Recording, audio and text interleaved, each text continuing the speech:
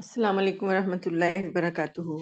الحمد للہ وکفا وسلام علی عبادہ الذین اصطفیٰ، نحمدہ ونستعینہ ونستغفرہ ونؤمن بہ ونتوکل علیہ ونشہد ان لا الہ الا اللہ ونشہد ان محمدا عبدہ ورسولہ وصلی اللہ تعالی علیہ وعلی آلہ واصحابہ اجمعین۔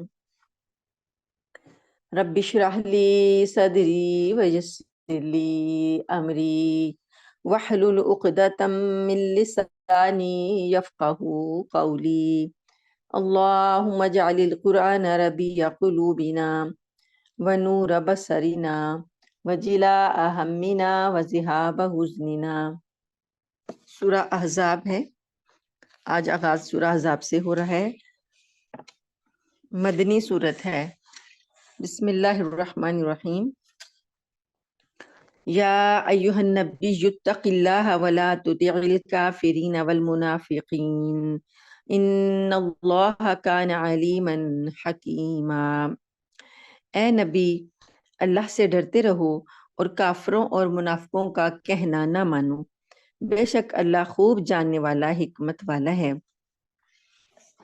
احزاب سورت جو ہے، اس میں 4-5 بڑے بڑے واقعات ہیں جو آئیں گے آگے۔ تو اس میں حزب کی جمع ہے احزاب، حزب گروہ کو کہتے ہیں۔ تو اس میں چونکہ ایک غزوہ احزاب کا واقعہ بھی بیان ہوا، غزوہ احزاب جس کو غزوہ خندق بھی کہتے ہیں۔ تو چونکہ اس جنگ میں بہت سے گروہ جو تھے وہ کفار اور مشرکین کے ساتھ مل کر مدینہ پر حملہ کرنے آئے تھے، تو اس لیے اس جنگ کو غزوہ احزاب بھی کہا جاتا ہے۔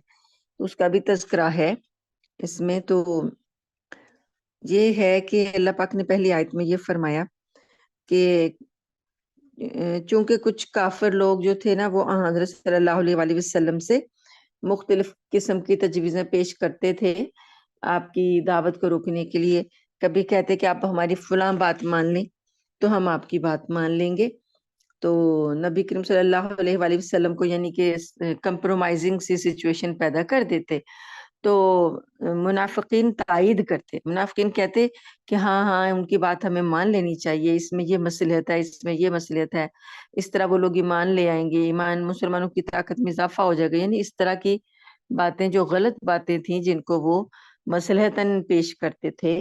تو اللہ پاک نے نبی کریم صلی اللہ علیہ وآلہ وسلم سے کہا کہ آپ کافروں اور منافقوں کا کہنا نہیں مانیں، بلکہ آپ صرف اللہ سے ڈریں، اور وَاتَّبِعْ مَا يُوحَىٰ إِلَيْكَ مِن رَبِّكَ، اور جو آپ کے رب کی طرف سے آپ پر وحی کی جاتی ہے اس کی پیروی کریں۔ یعنی کافروں کی اور منافقوں کی باتیں جو کہ اسلام کو بظاہر لگ رہا ہے کہ یہ مصلحت ہے، کمپرومائز کرو گے تو یہ ہو جائے گا، کمپرومائز کرو گے تو وہ ہو جائے گا، جو ڈنکے کی چوٹ پر اللہ کی اطاعت ہے، اللہ کو وہ مطلوب ہے۔ تو اللہ پاک فرماتے ہیں کہ اپنے رب کی وحی کی اطاعت کریں۔ ان اللہ کان بما تعملون خبیرا، بے شک اللہ آپ کے تمام اعمال سے باخبر ہے۔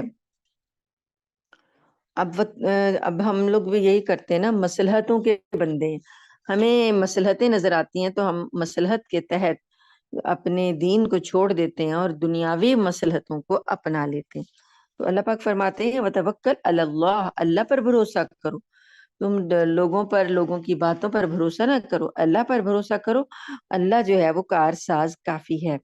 ما جعل اللہ لرجل من قلبین فی جوفہ، اللہ نے کسی بھی شخص کے سینے میں 2 دل پیدا نہیں کیے۔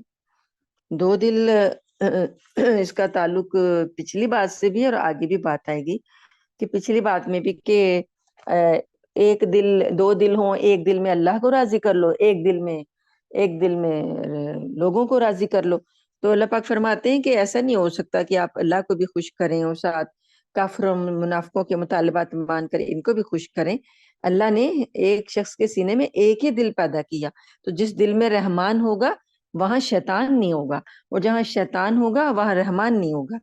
وما جعل ازواجکم اللائی تظاہرون منہن امہاتکم، اور تم اپنی جن بیویوں کو ماں کی پشت سے تشبیہ دے دیتے ہو، اللہ نے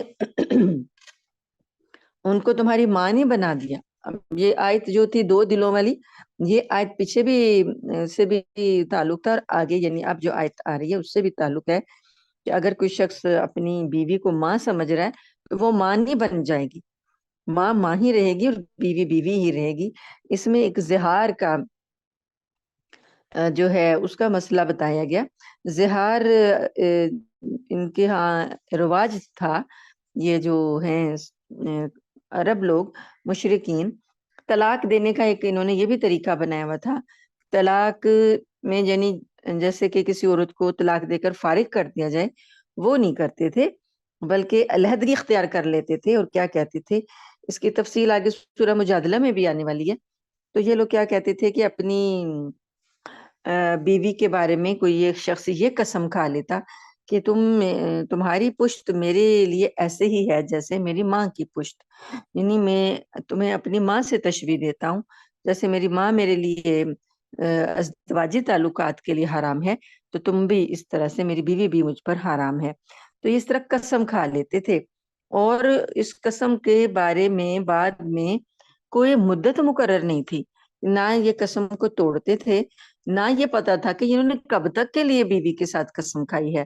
اب وہ بیوی جو تھی وہ بیوی بھی نہ رہتی اور طلاق بھی نہ دیتے، اور اس طرح وہ لٹکتی رہتی، اور کئی کئی سالوں کا عرصہ گزر جاتا تو نہ اسے بیوی بناتے اور نہ اسے فارغ کرتے.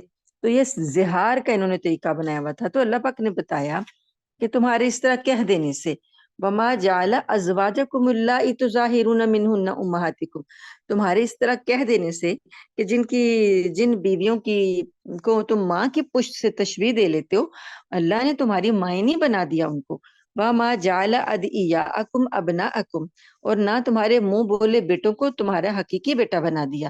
ذَلِكُمْ قَوْلُكُمْ بِأَفْوَاهِكُمْ، یہ تمہارے منہ کی باتیں ہیں، یعنی اپنے منہ سے جو مرضی تم کہہ لو، تمہارے منہ کی باتیں، اللہ نے ایسا نہیں کیا. اب ایک اور بات یہاں پہ کہ منہ بولے بیٹے جو تھے اس کے بارے میں بھی عرب لوگوں کے معاشرے میں ایسا ہی سمجھا جاتا تھا منہ بولے بیٹے کو، جیسا کہ وہ سگا بیٹا ہو. تمام معاملات میں اس کو جائیداد میں وراثت کا حق بھی دیتے تھے، اور اس کو ایسے ہی درجہ دیتے تھے جیسے حقیقی بیٹوں کو. تو یہاں پر نبی کریم صلی اللہ علیہ وآلہ وسلم کے نے بھی ایک منہ بولا بیٹا بنایا ہوا تھا، حضرت زید بن حارثہ کو. تو وہ ان کے بارے میں بھی یہاں پر بات آئے گی، کیونکہ اب جب ان کے زید بن حارثہ کو بیٹا بنا لیا تھا تو اللہ پاک نے بعد میں احکام نازل کیے کہ وہ آپ کا حقیقی بیٹا نہیں بن جائے گا. تو حضرت زید رضی اللہ تعالیٰ عنہ کا نکاح ہوا تھا حضرت زینب بنت جہش، نبی کریم صلی اللہ علیہ وسلم کی پھوپھی زاد بہن سے. تو جو تھیں حضرت زینب رضی اللہ تعالیٰ عنہ جو تھیں، یہ سید خاندان سے، قریشی خاندان سے تھیں.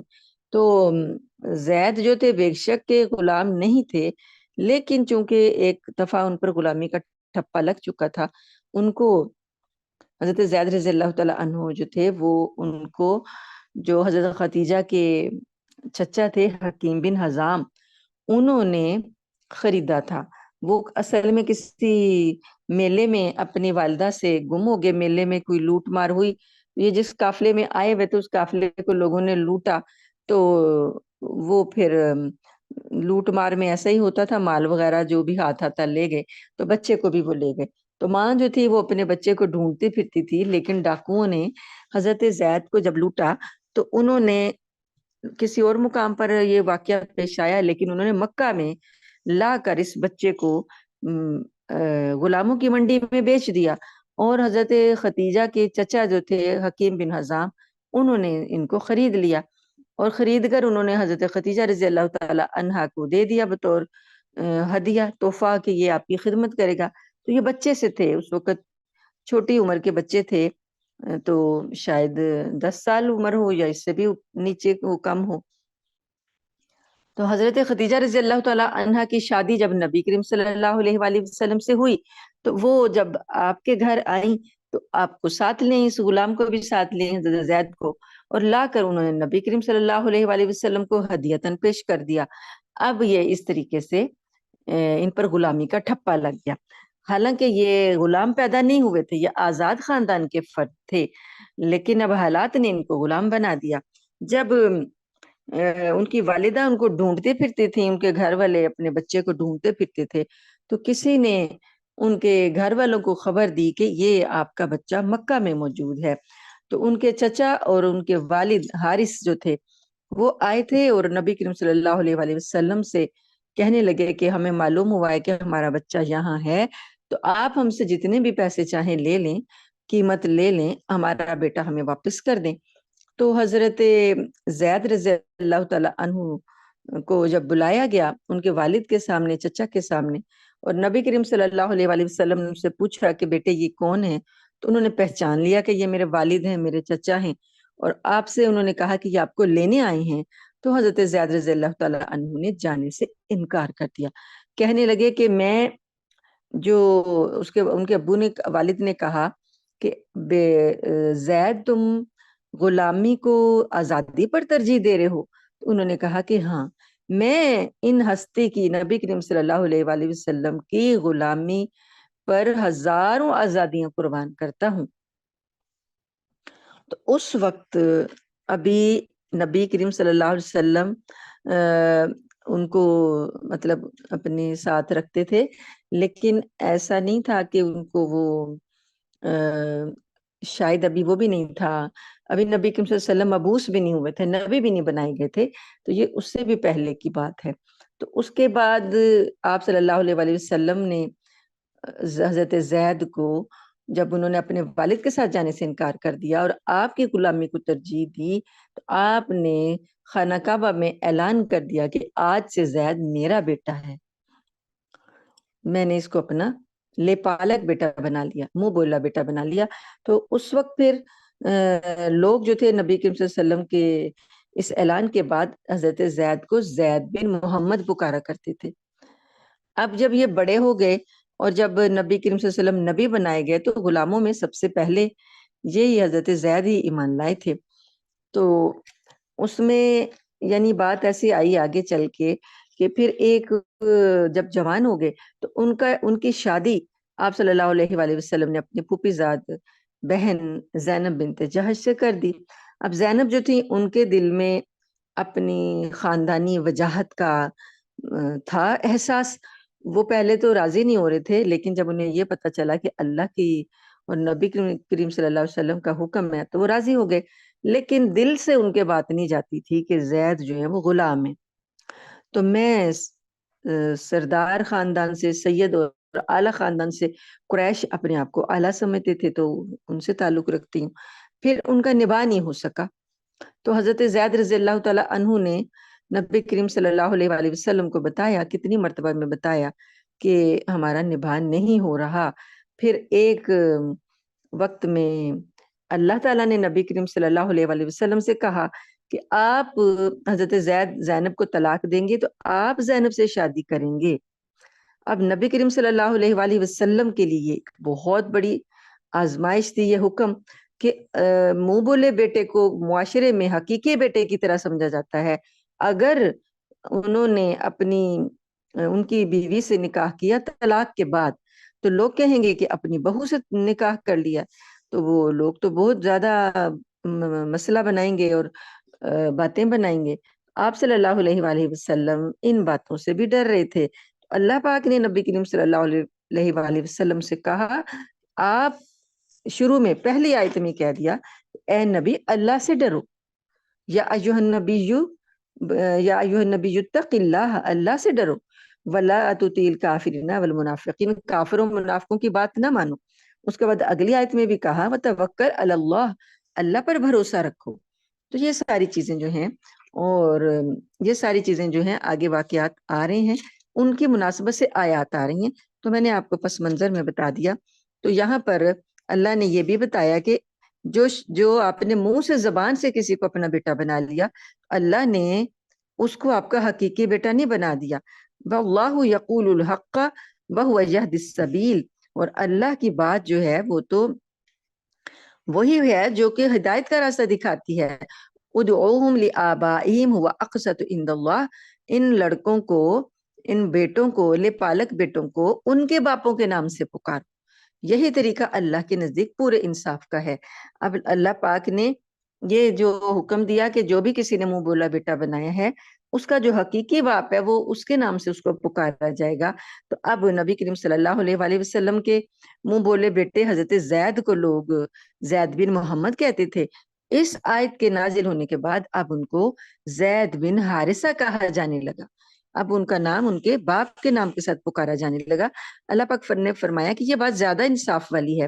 فَإِن لَمْ تَعْلَمُوا آبَاءَهُمْ، اور اگر تم ان کے باپوں کے بارے میں نہیں جانتے، یعنی کوئی گمشدہ بچہ مل گیا جس کے باپ کا علم ہی نہیں ہے، تم نے اسے اپنا بیٹا بنا لیا لیکن اس کے باپ کا نام معلوم نہیں، تو پھر اللہ نے فرمایا فَإِخْوَانُكُمْ فِي الدِّينِ وَمَوَالِيكُمْ، تو وہ تمہارے دینی بھائی ہیں اور تمہارے دوست ہیں. وَلَيْسَ عَلَيْكُمْ جُنَاحٌ فِيمَا أَخْطَأْتُمْ، اور تم سے جو غلطی ہو جائے اس کی وجہ سے تم پر کوئی گناہ نہیں. وَلَكِن مَا تَعَمَّدَتْ قُلُوبُكُمْ، لیکن جو جان بوجھ کر تمہارے دلوں میں یہ بات ہوگی، دلوں سے جان بوجھ کر تم جانتے بوجھتے یہ خطا کرو گے. وَكَانَ اللَّهُ غَفُورًا رَحِيمًا، تو وہ اس پر تمہاری باز پرس ہوگی اور اللہ بخشنے والا رحم کرنے والا ہے.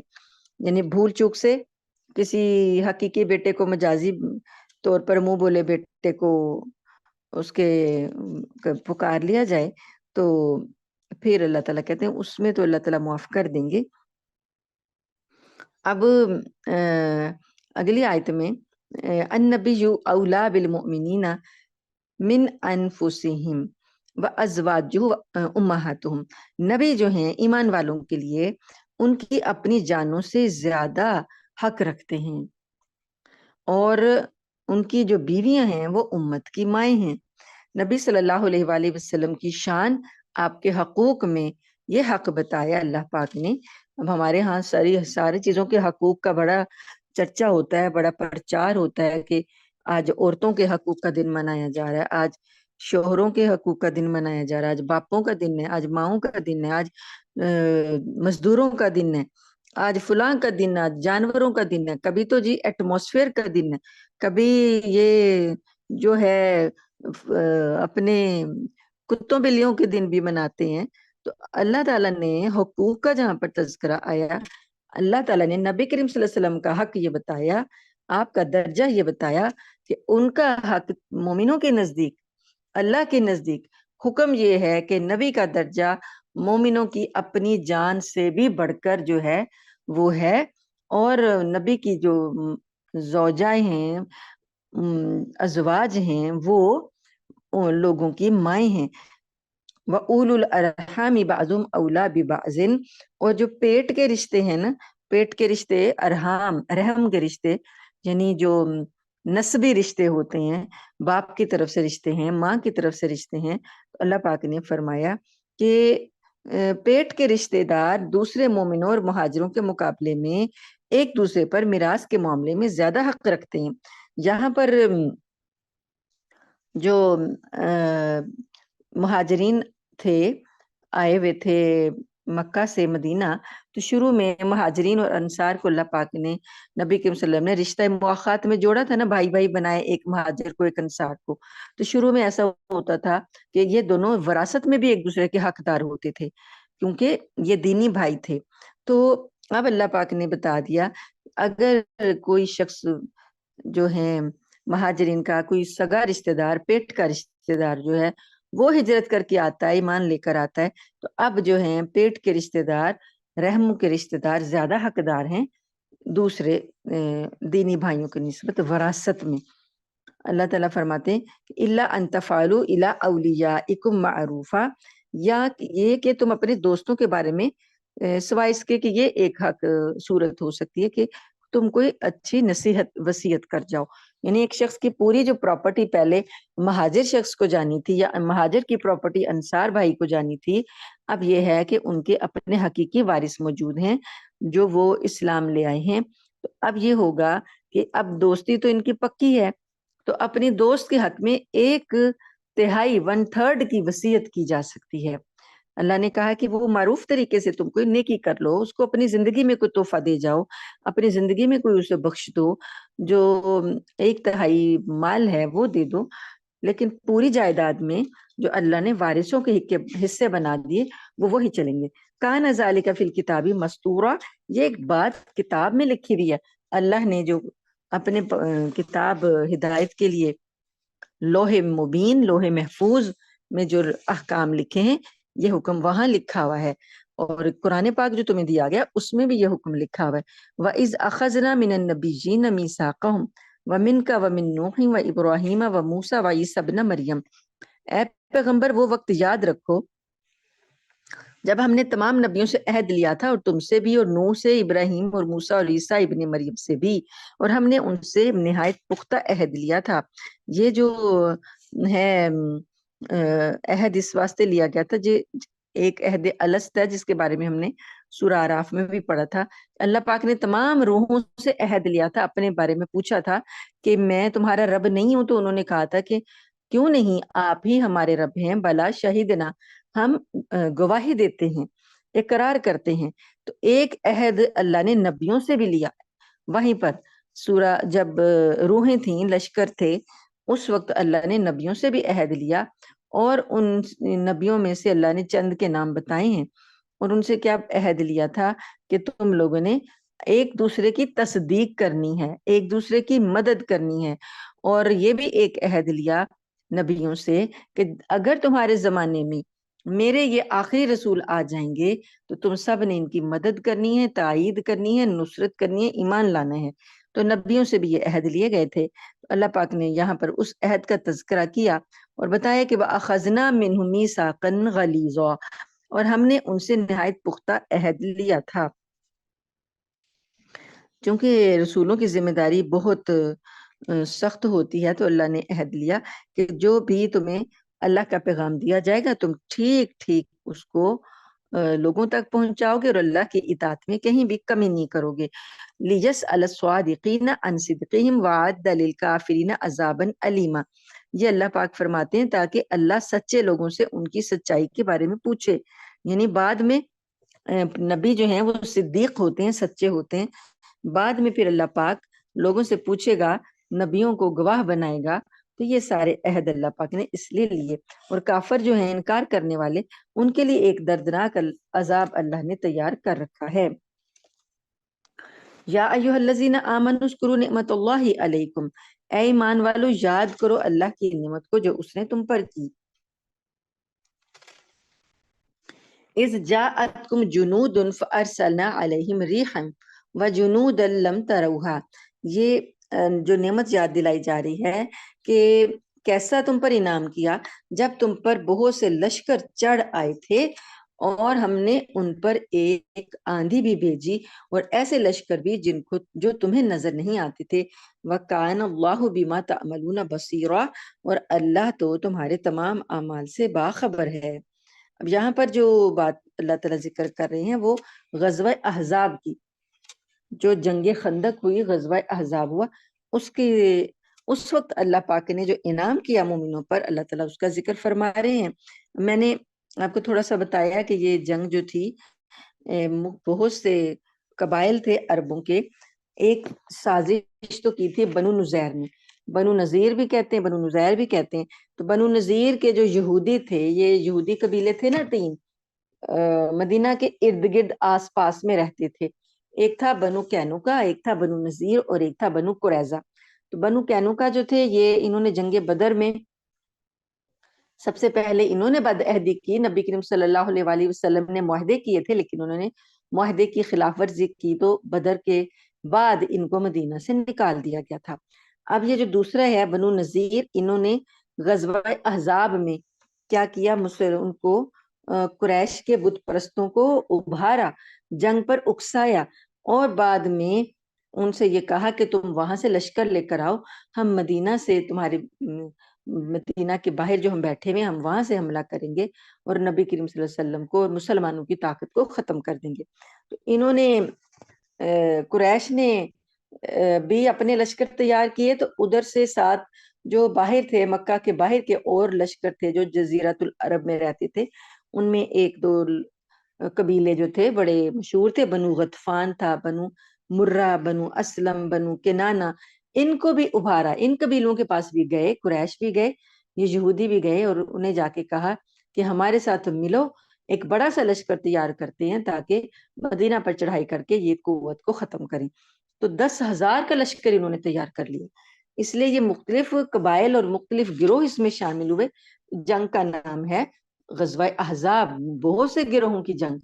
تو اب یہ جب 10,000 ہیں، بعد میں آگے جب یہ دوسرے لشکر ملے تو 12 اور 15,000 تک یہ تعداد پہنچ گئی دوسرے قبیلوں تک. اب یہ جب مدینہ کی طرف روانہ ہوئے، نبی کریم صلی اللہ علیہ وآلہ وسلم کو اطلاع ہوئی تو یہ ہے 5 نبوی، 5 ہجری، ہجرت کر کے مسلمانوں کو مدینہ میں آئے ہوئے 5واں سال تھا. تو اس لشکر کی آپ صلی اللہ علیہ وسلم کو جب اطلاع ملی تو آپ نے صحابہ کرام سے مشورہ فرمایا کہ اب اس لشکر کا مقابلہ کیسے کرنا ہے. تو حضرت سلمان فارسی رضی اللہ تعالی عنہ جو کہ نبی کریم صلی اللہ علیہ وسلم کے صحابی تھے، اور وہ ایران سے سفر کر کے، ایران سے امام حق کی تلاش میں ایران سے آئے تھے. وہ آپ کو پتہ ہے نا، ایران اس وقت کسرا کے نام سے جو بڑی سلطنت تھی، بڑی امپائر تھی، اور بہت اس وقت کی سویلائزڈ قوم تھی.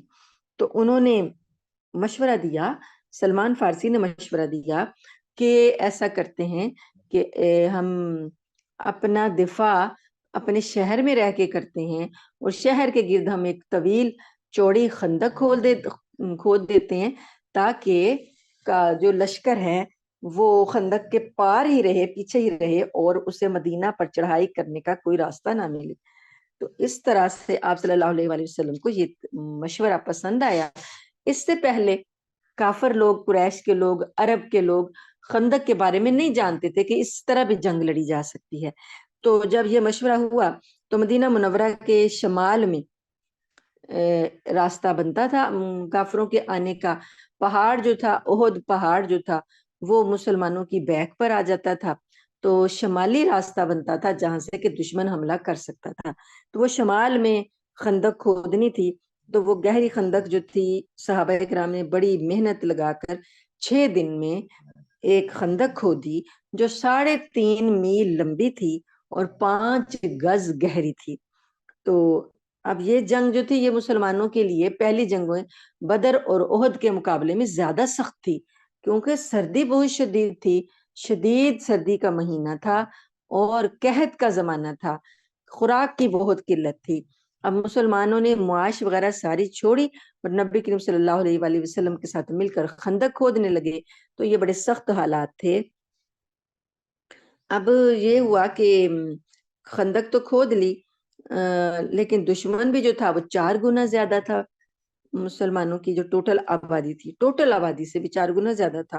تو اب جو ایک اور خطرہ تھا یہودیوں کا، بنو قریظہ جو تھے نا، یہودیوں کا جو قبیلہ بنو قریظہ تھا، یہ ابھی تک مدینہ کے ارد گرد میں موجود تھا. بنو نذیر جنہوں نے یہ سازش کی ہے، ان کا بھی یہاں سے خاتمہ کر دیا گیا تھا، لیکن بنو قریظہ ابھی بھی پیچھے موجود تھے. اب مسلمانوں کے درمیان منافق بھی گھسے ہوئے تھے. اب مسلمان جو بھی کوئی فیصلہ کرتے ہیں، مشورہ کرتے ہیں، یہ منافق اور جو یہ یہودی ہیں یہ اس سے اندر گھسے ہوئے ہیں اور یہ پیچھے سے حملہ کر کے مسلمانوں کو نقصان پہنچا سکتے تھے. تو اب یہ ہوا کہ حالات اس لیے سخت ہو گئے، سامنے لشکر ہے، درمیان میں خندق ہے، اور پیچھے جو ہے وہ یہودیوں کا قبیلہ بنو قریظہ ہے. مسلمانوں کو چاروں طرف سے لڑائی، جسے کہتے ہیں چومکھی لڑائی لڑنا، چاروں طرف سے مسلمان گھرے ہوئے تھے. سازشوں کے اندر چاروں طرف آپ کو لڑائی لڑنا پڑ رہی تھی. یہ سخت حالات میں نبی کریم صلی اللہ علیہ وآلہ وسلم کو اطلاع ملی. اس کے دوران ہی جبکہ قریش آئے ہوئے تھے، باہر خندق کے باہر بیٹھے ہوئے تھے محاصرہ کر کے، تو یہ اطلاع ملی کہ یہودیوں نے نبی کریم صلی اللہ علیہ وآلہ وسلم سے کیا ہوا معاہدہ توڑ دیا ہے، اور اب وہ کہتے ہیں کہ ہمارا آپ کا کوئی معاہدہ نہیں ہے. تو اب یہ صاف اعلان تھا کہ قریظہ والے پیچھے سے حملہ کر دیں گے. تو اب اللہ پاک نے یاد دلایا اس آیت میں، مومنوں یاد کرو اللہ کی نعمت کو جب تمہارے اوپر لشکر چڑھ آئے تھے. اتنے لشکر چڑھ آئے باہر سے بھی اور بیک سائڈ سے بنو قریظہ والے اور مکہ کے باہر کے لوگ بھی. تو اس وقت اللہ نے تمہاری کیسی مدد کی؟ اذ جاءتکم جنود فارسلنا علیہم ریحا. اب یہ جو محاصرہ انہوں نے کیا تھا نا، یہ باہر آ کر بیٹھے ہوئے تھے، جو 15,000 کا لشکر باہر آ کر خندق کے پار بیٹھا ہوا تھا، تو ان کو 20 سے 25 دن ہو چکے تھے. اب ان کی موجودگی میں کوئی چیز کھانے پینے کی باہر سے تو مسلمان لا نہیں سکتے تھے، نہ کوئی تجارت کر سکتے تھے، نہ مزدوری کر سکتے تھے، اور اندر جو کھانا تھا، اندر جو بھی لوگوں کی خوراک تھی وہ ختم ہو چکی تھی.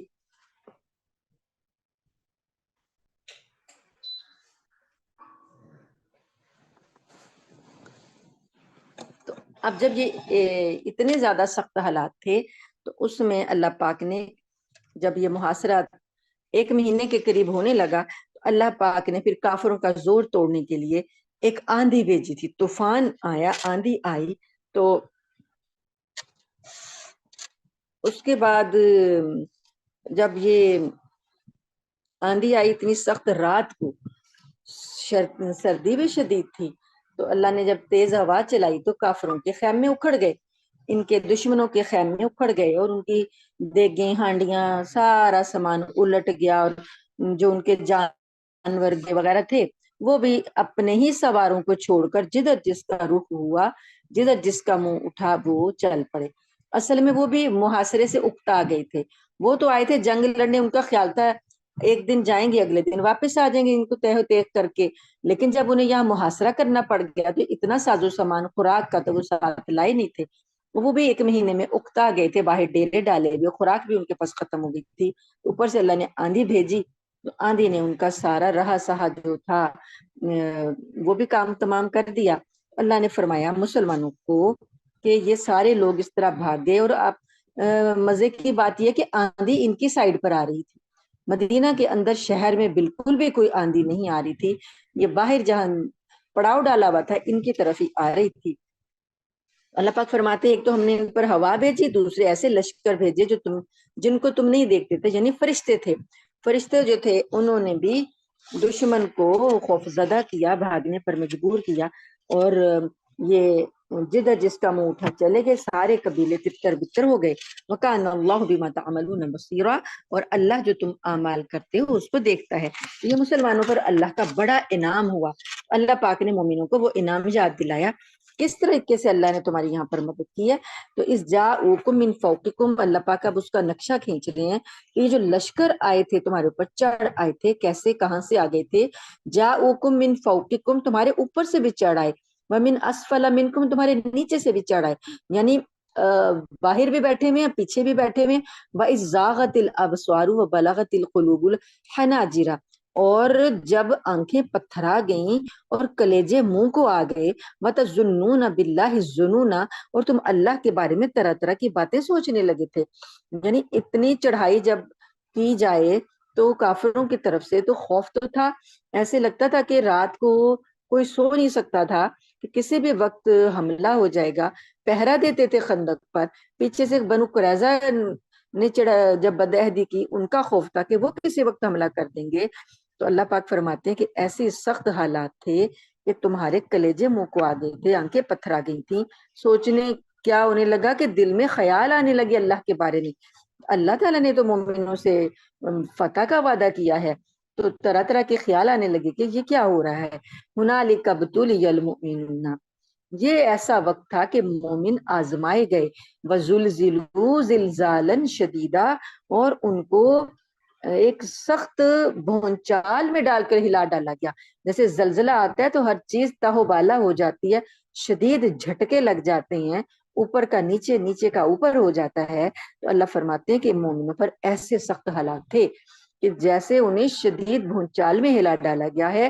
تو یہ بڑی سخت آزمائش تھے ایمان والوں کی کہ ایمان پر جمے رہتے ہیں، اپنے نبی صلی اللہ علیہ وآلہ وسلم پر اور اللہ پر ایمان رکھتے ہیں، پورا ساتھ دیتے ہیں، یا کہ منافقوں کی طرح پیچھے ہٹ جاتے ہیں یا منافقوں کی چالوں کا شکار ہو جاتے ہیں. تو یہاں مومنوں کی بڑی سخت آزمائش تھی.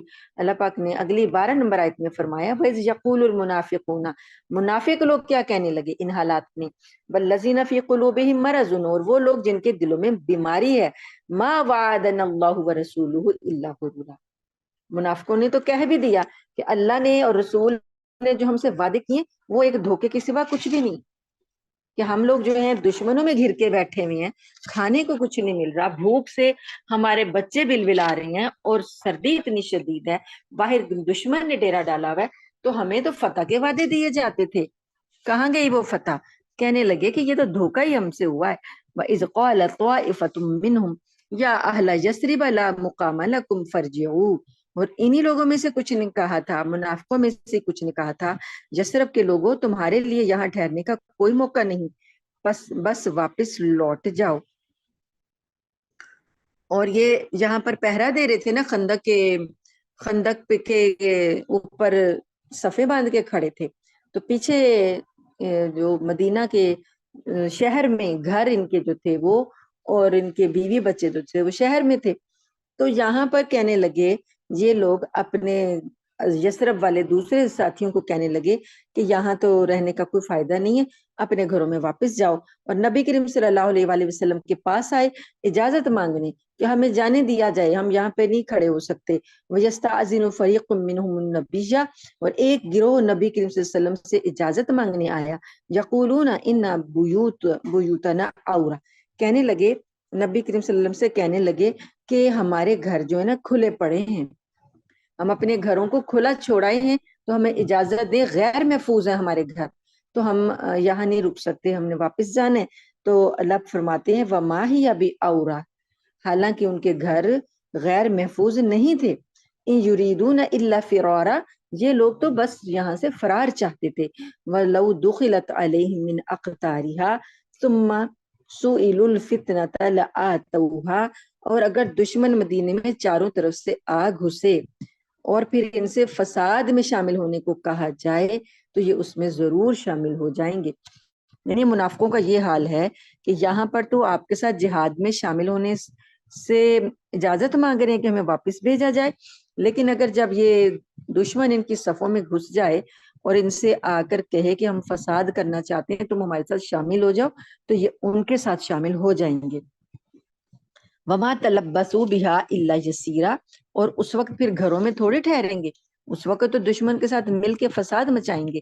وَلَقَدْ كَانُوا عَاهَدُوا اللَّهَ مِنْ قَبْلُ لَا يُوَلُّونَ الْأَدْبَارَ, حالانکہ اس سے پہلے انہوں نے اللہ سے یہ عہد کر رکھا ہے کہ یہ پیٹ پھیر کر نہیں بھاگیں گے, یعنی میدان جنگ سے پشت پھیر کر بھاگنا جو ہے وہ حرام ہے, تو انہوں نے یہ عہد کر رکھا ہے کہ ہم نہیں پیٹ پھیریں گے. وَكَانَ عَهْدُ اللَّهِ مَسْئُولًا, اور یقیناً اللہ سے کیے ہوئے عہد کی باز پرس کی جائے گی. قُل لَن يَنفَعَكُمُ الْفِرَارُ إِن فَرَرْتُم مِّنَ الْمَوْتِ, کہہ دیجئے اے پیغمبر صلی اللہ علیہ وآلہ وسلم, ان سے کہہ دیجئے کہ اگر تم موت سے یا قتل سے بھاگ بھی جاؤ تو یہ بھاگنا تمہیں فائدہ نہیں دے گا. یعنی یہ اس لیے بھاگ رہے تھے نا کہ یہاں ہم کے دشمن کے نرغے میں آ کے مر نہ جائیں, قتل نہ ہو جائیں. اللہ نے فرمایا کہ موت سے یا قتل سے فرار ہو بھی جاؤ تو کوئی خاص فائدہ ملنے والا نہیں ہے. وَإِذًا لَّا تُمَتَّعُونَ إِلَّا قَلِيلًا, بس جو تمہیں اس صورت میں اگر بھاگنے میں کوئی فائدہ ملا بھی تو وہ بہت تھوڑا سا ہوگا. قُلْ مَنْ ذَا الَّذِي يَعْصِمُكُم مِّنَ اللَّهِ, کہہ دیجئے کون تم کو اللہ سے بچائے گا, اگر اللہ تمہاری پکڑ کرے تو اللہ سے تمہیں کون بچا سکتا ہے. ان اراد بکم سوءا, اگر اللہ نے تمہیں تکلیف پہنچانے کا ارادہ کر لیا ہے, او اراد بکم رحمہ, یا اس نے اپنی رحمت پہنچانے کا ارادہ کر لیا ہے. ولا یجدون لهم من دون اللہ ولیا ولا نصیرا, اور یہ اللہ کو چھوڑ کر اللہ کے علاوہ نہ کوئی مددگار پائیں گے اور نہ کوئی رکھوالا دوست پائیں گے. قد یعلم اللہ المعوقین منکم, اور اللہ نے ان لوگوں کو بھی جان لیا جو جہاد میں رکاوٹ ڈالتے ہیں. والقائلین لاخوانہم ہلم الینا, اور اپنے بھائیوں سے کہتے ہیں جہاد میں رکاوٹ ڈالتے ہیں کہ جو لوگ جہاد کر رہے ہیں ان کے بھی حوصلوں کو توڑتے ہیں, اور ان سے اپنے بھائیوں سے کہتے ہیں کہ ہمارے پاس چلے آؤ. ولا یأتون البأس الا قلیلا, اور خود بھی لڑائی میں نہیں آتے ہیں تو مگر بہت کم, یعنی نام کرنے کو کچھ دیر کے لیے لڑائی میں حصہ لینے آ جاتے, اور اس لالچ میں آتے کہ اگر لڑائی میں مسلمانوں کو کوئی مال غنیمت ملا تو اس میں ہمارا بھی حصہ ہوگا. اور جو ایک منافق تھا جو کہ اپنے گھر میں کھانے پینے میں مشغول تھا, تو اس کا جو مخلص مسلمان بھائی تھا جو جنگ میں جانے کے لیے تیار تھا, تو اس نے اپنے بھائی سے کہا کیوں اپنے آپ کو مصیبت میں ڈالنے جا رہے ہو، یہاں میرے پاس آ جاؤ، اطمینان سے میرے ساتھ کھانے میں شریک ہو جاؤ۔ اللہ پاک نے اس طرف اشارہ کیا، اشیحتن علیکم، اللہ تعالیٰ فرماتے ہیں کہ وہ تمہارے ساتھ لالچ رکھتے ہیں کہ خطرے کا موقع آیا تو پیچھے چلے جائیں گے، مال غنیمت ملا تو ان کے ساتھ مل جائیں گے۔ فَإِذَا جَاءَ الْخَوْفُ رَأَيْتَهُمْ يَنْظُرُونَ إِلَيْكَ، اور جب خطرے کا موقع آتا ہے تو آپ دیکھو گے ان کو کہ آپ کو ایسے دیکھتے ہیں، الیکا تدور اعینہم، ایسے چکرائی ہوئی آنکھوں سے دیکھتے ہیں، کالذی یغشا علیہ من الموت، جیسے کہ ان پر موت کی غشی چھا رہی ہو۔ یعنی جب خوف کا وقت آتا ہے جنگ میں تو نبی کی طرف ایسے دیکھتے ہیں۔ فَإِذَا ذَهَبَ الْخَوْفُ، اور جب خوف دور ہو جاتا ہے، سَلَقُوكُمْ بِأَلْسِنَةٍ حِدَادٍ أَشِحَّةً عَلَى الْخَيْرِ، تو تمہارے سامنے مال کی ہرس میں ایسے تیز تیز زبانیں چلانے لگتے ہیں۔ اولئک لم یؤمنوا، یہ لوگ ایمان نہیں رکھتے۔ فاحبط اللہ اعمالہم، اللہ نے ان کے اعمال ضائع کر دیے، یعنی یہ منافقین کی ساری جو ہے ان کی جو عادات اور ان کی جو وہاں کے حالات ہیں وہ بتائے جا رہے ہیں، تو اللہ نے بتایا کہ ان کے اعمال اللہ نے ضائع کر دیے۔ وَكَانَ ذَلِكَ عَلَى اللَّهِ يَسِيرًا، یہ چیز اللہ پر آسان ہے۔ يَحْسَبُونَ الْأَحْزَابَ لَمْ يَذْهَبُوا، وہ یہ سمجھ رہے تھے یہ جو لشکر، دشمن کے لشکر ابھی نہیں گئے۔ وَإِن يَأْتِ الْأَحْزَابُ يَوَدُّوا لَوْ أَنَّهُمْ بَادُونَ فِي الْأَعْرَابِ، اگر وہ لشکر دوبارہ آ جائیں تو ان کی خواہش یہ ہوگی کہ وہ دیہات میں جا کر رہیں۔ یعنی اللہ نے تو آندھی بھیجی اور لشکر واپس چلے گئے، تو منافقوں کو اور یہودیوں کو بھی نہیں پتہ چلا تھا، وہ یہ سمجھ رہے کہ لشکر ابھی باہر بیٹھے ہیں۔ تو اللہ فرماتے ہیں کہ اگر دوبارہ بھی ایسے لشکر آئیں گے نا تو یہ لوگ دیہاتوں میں جا کر بیٹھ رہیں گے اور آپ کے ساتھ نہیں لڑیں گے، بس آپ کے پاس آئیں گے یس آلونا انبائیکم، اور آپ کی وہاں سے خبریں معلوم کرتے رہیں گے کہ کیا ہو رہا ہے شہر میں۔ ولو کانوا فیکم ما قاتلوا، اور اگر یہ تمہارے درمیان آ بھی جائیں، صفوں میں آ بھی جائیں تو لڑیں گے نہیں، الا قلیلا، مگر تھوڑے۔ لقد کان لکم فی رسول اللہ اسوۃ حسنہ، اور حقیقت یہ ہے کہ تمہارے لیے رسول اللہ کی ذات میں ایک بہترین نمونہ ہے۔ لمن کان یرجو اللہ والیوم الآخر وذکر اللہ کثیرا، اس شخص کے لیے جو اللہ اور یوم آخرت کی امید رکھتا ہے اور اللہ کو کثرت سے یاد کرتا ہے۔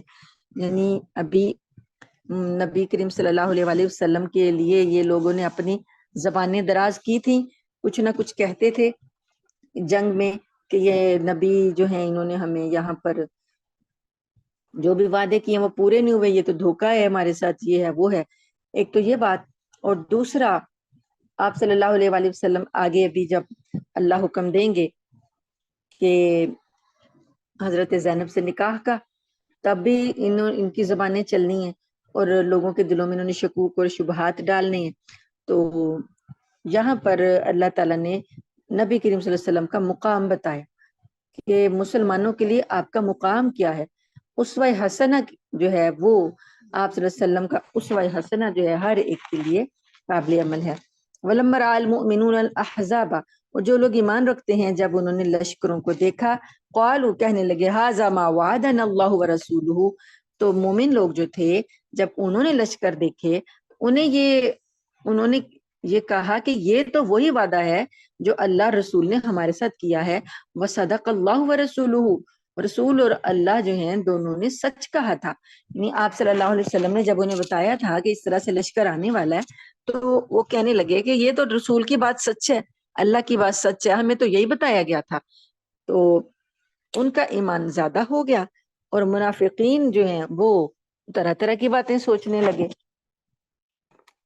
اللہ فرماتے ہیں وَمَا زَادَهُمْ إِلَّا إِيمَانًا وَتَسْلِيمًا، تو مومنوں کا ایمان جو ہے وہ بہت بڑھ گیا۔ مِنَ الْمُؤْمِنِينَ رِجَالٌ صَدَقُوا مَا عَاهَدُوا اللَّهَ عَلَيْهِ، اور مومنوں میں سے ایسے لوگ ہیں جنہوں نے اللہ سے کیے ہوئے اپنے وعدے کو سچا کر دکھایا۔ فَمِنْهُمْ مَنْ قَضَى نَحْبَهُ، اور کچھ لوگ جو ایسے ہیں مومنوں میں جنہوں نے تو یہ جو اپنا وعدہ کیا تھا کہ اللہ کی راہ میں جان قربان کرنی ہے، انہوں نے وہ نذرانہ پورا کر دیا۔ وَمِنْهُمْ مَن يَنْتَظِرُ، اور کچھ مومن ہیں جو ابھی انتظار میں ہیں کہ انہیں بھی اپنی جان مال جو ہے پیش کرنے کا موقع ملے۔ وما بدلوا تبدیلا، اور انہوں نے اپنے وعدوں میں تبدیلی نہیں کی۔ تو ایک طرف منافقین کا حال ہے کہ وہ اجازتیں مانگتے ہیں، بچنا چاہتے ہیں، اور دوسری طرف وہ مومنوں کا حال ہے جنہوں نے اللہ سے جو وعدے کیے ہیں ان کے لیے اپنا آپ پیش کر دیا۔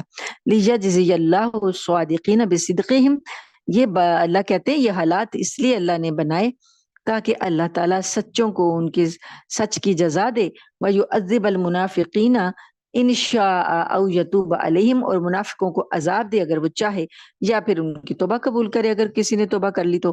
ان اللہ کان غفور الرحیم، بے شک اللہ ہے بخشنے والا مہربان۔ ورد اللہ الذین کفروا بغیظہم لم ینالوا خیرا، اور جب یہ جو آندھی آئی تھی اور کافر لوگ جو تھے اسی طرح آندھی طوفان میں پلٹ گئے، بھاگ گئے، تو اللہ فرماتے ہیں کہ ان کا پلٹنا کیسا تھا۔ یہ لوگ آئے تو تھے، ان کا خیال تھا کہ ہم پورا عرب اکٹھا کر کے لے کے جا رہے ہیں، اب تو ہم مسلمانوں کو ہمیشہ ہمیشہ کے لیے ختم کر کے ہی آئیں گے۔ آئے تو تھے بڑے جوش و خروش کے ساتھ، لیکن واپس کیسے گئے ہیں؟ اللہ تعالیٰ نے ان کے سارے غیظ و غضب کے ساتھ ان کو واپس کر دیا، غصے میں بھرے ہوئے یہ واپس گئے کہ ہماری ہر تدبیر ناکام ہو گئی اور ہم باہر ہی بیٹھ کر آ گئے۔ وَكَفَ اللَّهُ الْمُؤْمِنِينَ الْقِتَالَ، اور اللہ مومنوں کے لیے جنگ میں کافی ہو گیا، ان کو تو کوئی فائدہ نہ ملا، اور اللہ نے مومنوں کے لیے یہ جنگ جو تھی یہ ایسے ہوئی کہ اللہ نے جتوا دی۔ وَكَانَ اللَّهُ قَوِيًّا عَزِيزًا، اور یقیناً اللہ تعالیٰ بہت بڑی قوت کا اور اقتدار کا مالک ہے۔ وَأَنزَلَ الَّذِينَ ظَاهَرُوهُم مِّنْ أَهْلِ الْكِتَابِ، اور جن اہل کتاب نے دشمنوں کی مدد کی تھی، من سیاسیہم وقذف فی قلوبہم، دشمنوں نے مدد کی کہ اللہ ان کے قلعوں سے نیچے اتار لایا۔ اب یہ میں نے تھوڑا سا آپ کو بتایا کہ بنو قریظہ جو رہتے تھے نا مدینہ میں، تو وہ بھی انہوں نے دیکھا کہ باہر سے لشکر آ گئے ہیں، تو ان لوگوں نے کہا کہ جو بنو نذیر کے یہودی تھے نا، انہوں نے ان سے کہا ہوا تھا کہ تم پچھلی سائڈ سے شہر کے اندر سے تم حملہ کرنا، تو ان لوگوں نے یہ پلاننگ کی بھی تھی۔ تو اس پلاننگ کے تحت کیا ہوا کہ یہ لوگ انہوں نے عہد توڑ دیا۔ جب نبی کریم صلی اللہ علیہ وآلہ وسلم کو پتہ چلا کہ انہوں نے عہد توڑ دیا ہے، اتنی دیر میں یہ غزوہ جو خندق ہے، یہ لوگ بھی واپس چلے گئے، اللہ نے ان کا زور توڑ دیا آندھی بیچ کر۔ جب یہ واپس چلے گئے تو اب مسلمان 1 مہینہ تک ہتھیار لگا کر اپنے شہر کا پہرا دے رہے تھے۔ 1 مہینہ تھوڑا نہیں ہوتا، تو مسلمانوں نے اتنی تنگی ترشی میں یہ جنگ کے لیے پہرے دیے اور کھڑے رہے، بھوک پیاس برداشت کی، سردی شدید جو کڑاکے کی سردی ہوتی ہے وہ بھی برداشت کی۔ تو اب جب واپس گئے، یہ جنگ کے بعد واپس اپنی آبادی میں آئے، تو ابھی نبی کریم صلی اللہ علیہ وآلہ وسلم جس رات کو واپس آئے ہیں، تو اس کی صبح میں آپ حضرت ام سلمہ کے گھر تھے، اپنی زوجہ محترمہ ام سلمہ کے گھر۔ وہاں پر آپ جب صبح ہوئی تو آپ نے غسل فرمایا، تو فرشتہ جبریل آئے اور انہوں نے کہا یا رسول اللہ، ابھی تو فرشتوں نے ہتھیار نہیں اتارے اور آپ نے ہتھیار اتار بھی دیے، ابھی ہمیں بنو قریظہ جو ہیں جنہوں نے بد عہدی کی ہے ان کی سرکوبی کے لیے جانا ہے، ان کی بستیوں میں جانا ہے۔ تو نبی کریم صلی اللہ علیہ وآلہ وسلم نے اعلان کر دیا مسلمانوں کو کہ تم سب لوگ مسلمانوں میں اعلان کر دیا کہ سب لوگ تیاری کریں اور بنو قریظہ کی جو بستیاں وہاں پہنچے۔ اللہ پاک یہاں پر بتا رہے ہیں، ایک تو اللہ پاک نے کافروں کو غیظ و غضب کے ساتھ واپس کیا، اور دوسری طرف مسلمانوں تمہاری مدد کیسے کی کہ یہ قلعے بنا کے رہتے تھے، یہودی جو تھے ان کے قلعے تھے، بنو قریظہ جو ہے ان کے قلعے تھے، تو قلعوں میں اپنے آپ کو یہ محصور کر کے رہتے تھے، اور جب باہر سے کوئی دشمن حملہ کرتا تھا تو یہ اپنے اندر محفوظ ہو جاتے تھے، اور دشمن جو تھا باہر سے ہی تنگ آ کر چلا جاتا، یا اندر جو انہوں نے اپنے تیر پھینکنے کے سوراخ بنائے ہوتے تھے وہاں سے یہ تیر دشمنوں پر مارتے تو دشمن جو تھا وہ ناکام لوٹ جاتا۔ اب اللہ نے کیا کیا، نبی کریم صلی اللہ علیہ وسلم کو جب حکم دیا، آپ صلی اللہ علیہ وآلہ وسلم وہاں گئے، ان کے محلے میں گئے، تو یہ لوگ اپنے قلعوں میں چھپ گئے اور انہوں نے اپنے آپ کو اندر بند کر لیا۔ تو اب مسلمان درخت، وہاں پر اتنے گھنے درخت تھے کھجوروں کے کہ مسلمان اگر تیر سے یا نیزے سے حملہ بھی کرتے تھے تو آگے درخت آ جاتے تھے، درخت آڑے آ جاتے تھے۔ اور اس طریقے سے مسلمانوں نے جب کافی دن محاصرہ کر لیا، 1 مہینے کا محاصرہ یہ یہاں بھی جاری رہا۔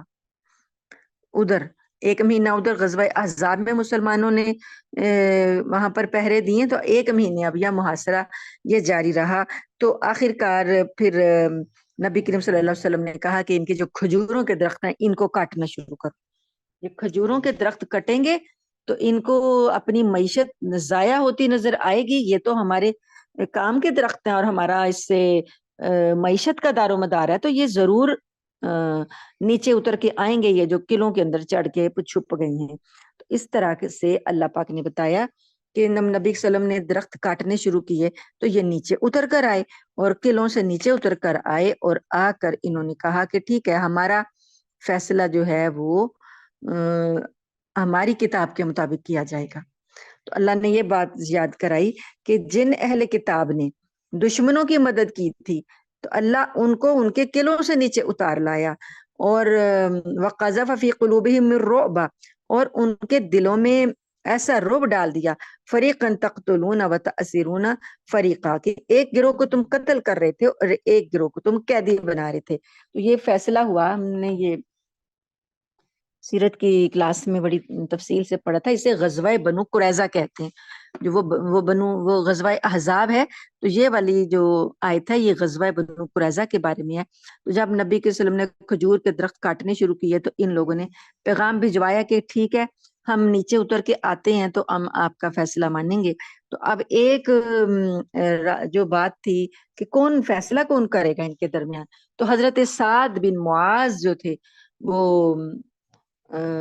ان کے بارے میں، ان کے دوست تھے، اوس اور خزرج کے ساتھ دوستیاں پہلے تھی نا یہودیوں کی، تو حضرت سعد بن معاذ رضی اللہ تعالی عنہ ان کے دوست تھے، تو انہوں نے ان کے بارے میں کہا کہ وہ ہمارے درمیان میں فیصلہ کریں گے۔ حضرت سعد بن معاذ رضی اللہ تعالی عنہ تیر لگنے سے زخمی ہو چکے تھے اور ان کا بہت زیادہ خون بہ چکا تھا غزوہ احزاب میں، تو اب وہ یہاں نہیں آ پائے تھے، وہ وہاں پر تھے مدینہ شہر کے اندر، وہ اپنے گھر میں تھے۔ تو پھر جب کہا گیا کہ وہ فیصلہ کریں گے تو اب نبی کے وسلم کے صحابہ 2 گئے اور ان کو سواری پر سوار کرا کر سہارا دے کر یہاں لائے، وہ شدید زخمی تھے۔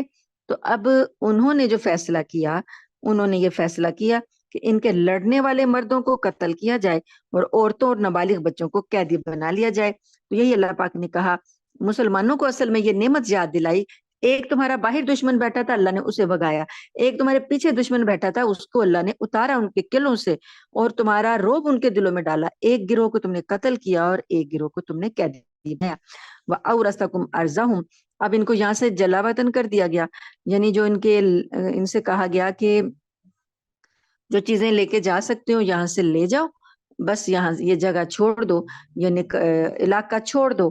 تو اللہ پاک نے یہ جب چلے گئے تو یہاں کی جو سرزمین تھی وہ مسلمانوں کی وراثت میں آ گئی، یعنی اللہ پاک نے کہا کہ یہ بغیر لڑائی میں نے یہ دشمن کی زمین تمہیں وارث تمہیں بنا دیا، وَدِيَارَهُمْ، اور ان کے گھروں کا بھی وارث بنا دیا، وَأَمْوَالَهُمْ وَأَرْضًا لَّمْ تَطَئُوهَا، اور ان کے مال بھی تمہارے قبضے میں دے دیے، اور ایسی زمین جس میں تمہارے ابھی قدم نہیں پہنچے، یعنی ایک اور زمین ہے خیبر کی، ابھی وہاں بھی جنگ ہونی ہے، تو اللہ نے کہا کہ ان کے بھی تم مالک بنو گے۔ وَكَانَ اللَّهُ عَلَىٰ كُلِّ شَيْءٍ قَدِيرًا، اور اللہ تو ہر چیز پر قدرت رکھتا ہے۔ اب آپ کو یہ والی جو آیت میں نے 27 نمبر اور 26 نمبر جو اس کی پوری جو ڈیٹیل بتائی غزوہ بنو قریظہ کی، اس آیت کو آپ جو یہ اللہ تعالیٰ نے بتایا نا کہ مومنوں پر اللہ نے بڑا احسان کیا اور اللہ نے مومنوں پر ان پر بڑا فضل کیا کہ ان کو بچایا دشمنوں سے، یہ اس کے ساتھ ملا کر پڑھیں گے تو آپ کو سمجھ آئے گی کہ اللہ نے 2 احسان یاد دلائے ہیں، ایک غزوہ احزاب کے مسلمان دشمنوں کا خاتمہ کروایا اور دوسرا بنو قریظہ کے دشمنوں کا خاتمہ کروایا۔ تو دونوں کے بارے میں اللہ تعالیٰ مومنوں کو کہہ رہے ہیں کہ جو کہتے تھے، ایمان رکھتے تھے کہ اللہ رسول کے وعدے سچے ہیں، انہوں نے یہ وعدے سچے پائے۔ اگلی آیت ہے آیت نمبر 28، یا ایھا النبی قل لازواجک،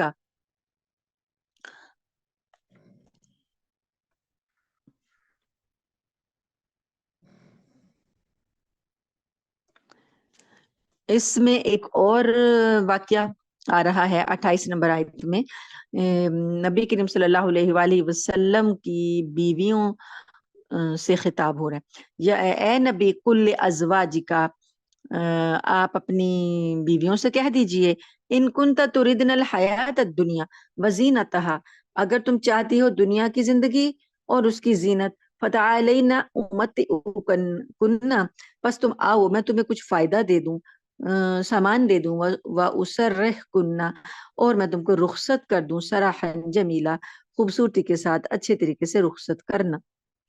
یہ بڑی مطلب ہے کہ آپ اندازہ کریں کہ نبی کریم صلی اللہ علیہ وآلہ وسلم اور آپ کے گھرانے کی کتنی قربانیاں ہیں دین کی خاطر، کہ جب یہاں پر پس منظر یہ ہوا کہ نبی کریم صلی اللہ علیہ وآلہ وسلم کی ازواج مطہرات تو ہر قسم کے سرد و گرم حالات میں استقامت کے ساتھ آپ کے ساتھ شریک تھی، اور انہوں نے کبھی بھی کوئی شکوہ شکایت زبان پر نہیں لایا تھا، لیکن اب جب یہ مال غنیمت آیا نا، یہ سارا یہودیوں کے قلعے خالی ہوئے، ان کے مال، ان کی زمینیں، ان کے باغات مسلمانوں کے قبضے میں آئے، تو نبی کریم صلی اللہ علیہ وآلہ وسلم نے مومنین میں تقسیم کیے، جو مجاہدین تھے اور عام مومنین تھے ان میں یہ سب چیزیں تقسیم کی، اور جو بھی لوگ تھے ان کو پہلے سے زیادہ فراخی مل گئی، جو کسی کے تنگ حالات تھے ان کی حالات میں بہتری آ گئی۔ تو یہ جو تھیں ازواج مطہرات، نبی کے وسلم کی جو بیویاں، ان کے گھروں میں تو مہینوں چولہا نہیں جلتا تھا۔ حضرت عائشہ صدیقہ رضی اللہ تعالیٰ عنہ فرماتی ہیں کہ 3 مہینے بعض کا ایسے ہو جاتے کہ ہم نے کبھی کبھی چولہا جلا کے آگ پہ کبھی کوئی چیز پکائی نہیں تھی۔ کیا کرتی تھیں؟ کبھی کھجور وغیرہ کھا لیتے، کبھی ستو پھانک لیتے، کبھی پانی ہی پی لیتے۔ تو اتنی تنگی ترشی کا تھا زمانہ۔ تو جب انہوں نے دیکھا کہ ہر گھر میں کشائش آ گئی ہے، تو انہوں نے نبی کریم صلی اللہ علیہ وآلہ وسلم سے مطالبہ کیا کہ ہمارا بھی کچھ خرچہ بڑھا دیا جائے، مالی فراخی کا مطالبہ کیا۔ تو یہ دوسرا یہ بھی، اور مثال انہوں نے یہ دے دی نبی کریم صلی اللہ علیہ وسلم کو، اس ذکر بھی کر دیا کہ ہمیں بھی کچھ فراخی ملنی چاہیے۔ مثال یہ دے دی کہ کیسر و کسرا کی جو بادشاہ ہیں ان کی جو بیگمات ہوتی ہیں وہ بڑی سج دھج کے ساتھ رہتی ہیں، ان کے پاس خدمت کے لیے کنیزیں موجود ہوتی ہیں۔ تو اب مسلمانوں میں خوشحالی آ گئی ہے، تو ہمارے نفقے میں اضافہ کر دیا جائے، کہ ہمارا خرچہ ذرا بڑھا دیا جائے۔ اگرچہ یہ کوئی بری بات نہیں تھی کہ کشائش کا اور آسانی اور فراخی کا دل میں خیال آ جانا کوئی بری بات تو نہیں ہے، کوئی کفر تو نہیں ہے، لیکن نبی کریم صلی اللہ علیہ وآلہ وسلم کا معاشرے میں جو مقام ہے، آپ صلی اللہ علیہ وآلہ وسلم کی جو قائدانہ حیثیت ہے، اس حیثیت، اور آپ پیغمبر ہیں، اللہ کے پیغمبر ہیں، تو آپ کے دل میں جو زہد اور قناعت اور توکل ہے، آپ کے شایان شان، آپ کے گھرانے کے شایان شان یہ بات نہیں تھی کہ وہ آپ صلی اللہ علیہ وسلم کے اس توکل میں اور اس زہد اور تقوی میں اس کے علاوہ کوئی اور بات سوچتے۔ یہ ان کے پیغمبرانہ شان کے خلاف یہ بات تھی۔ تو نبی کریم صلی اللہ علیہ وآلہ وسلم کو اس سے بڑی تکلیف پہنچی جب خواتین نے یہ مطالبہ کیا کہ ہمارا خرچہ بڑھا دیا جائے۔ آپ صلی اللہ علیہ وسلم کو بڑا دکھ ہوا، کیونکہ آپ دنیا کو تو کچھ سمجھتے ہی نہیں تھے، کہ دنیا میں میرے لیے تو میں اس سے کوئی حصہ لینا ہی نہیں چاہتا، آخرت میں سارے حصے لینے۔ تو آپ نے پھر جب آپ کو تکلیف پہنچی، اللہ پاک کو اپنے نبی کی تکلیف گوارا نہیں تھی، اللہ پاک نے نبی کریم صلی اللہ علیہ وسلم یہ آیت نازل کر دی، اور یہ بتا دیا کہ یہ جو بیگمات، دوسری بادشاہوں کی بیگمات کا حوالہ دیا گیا نا، کہ وہ کیسر و کسرا کی بادشاہ کی بیویاں جو ہیں وہ بڑی شان و شوکت سے رہتی ہیں، اور کنیزیں ہیں اور یہ ہیں، اس سے نبی کریم صلی اللہ علیہ وسلم کو تکلیف پہنچی تھی۔ تو یہ آپ نے یہ سمجھا کہ یہ اپنے آپ کو وہ بادشاہوں کی بیگمات پر قیاس کر رہی ہیں، یہ اپنے آپ کو اس لیول پر رکھ کر سوچ رہی ہیں. تو آپ نے اس بارے میں پھر آپ کو جب دکھ ہوا تو اللہ تعالیٰ نے کہا کہ اے نبی صلی اللہ علیہ وآلہ وسلم کہ آپ اپنے بیویوں سے صاف صاف بات کر لیں.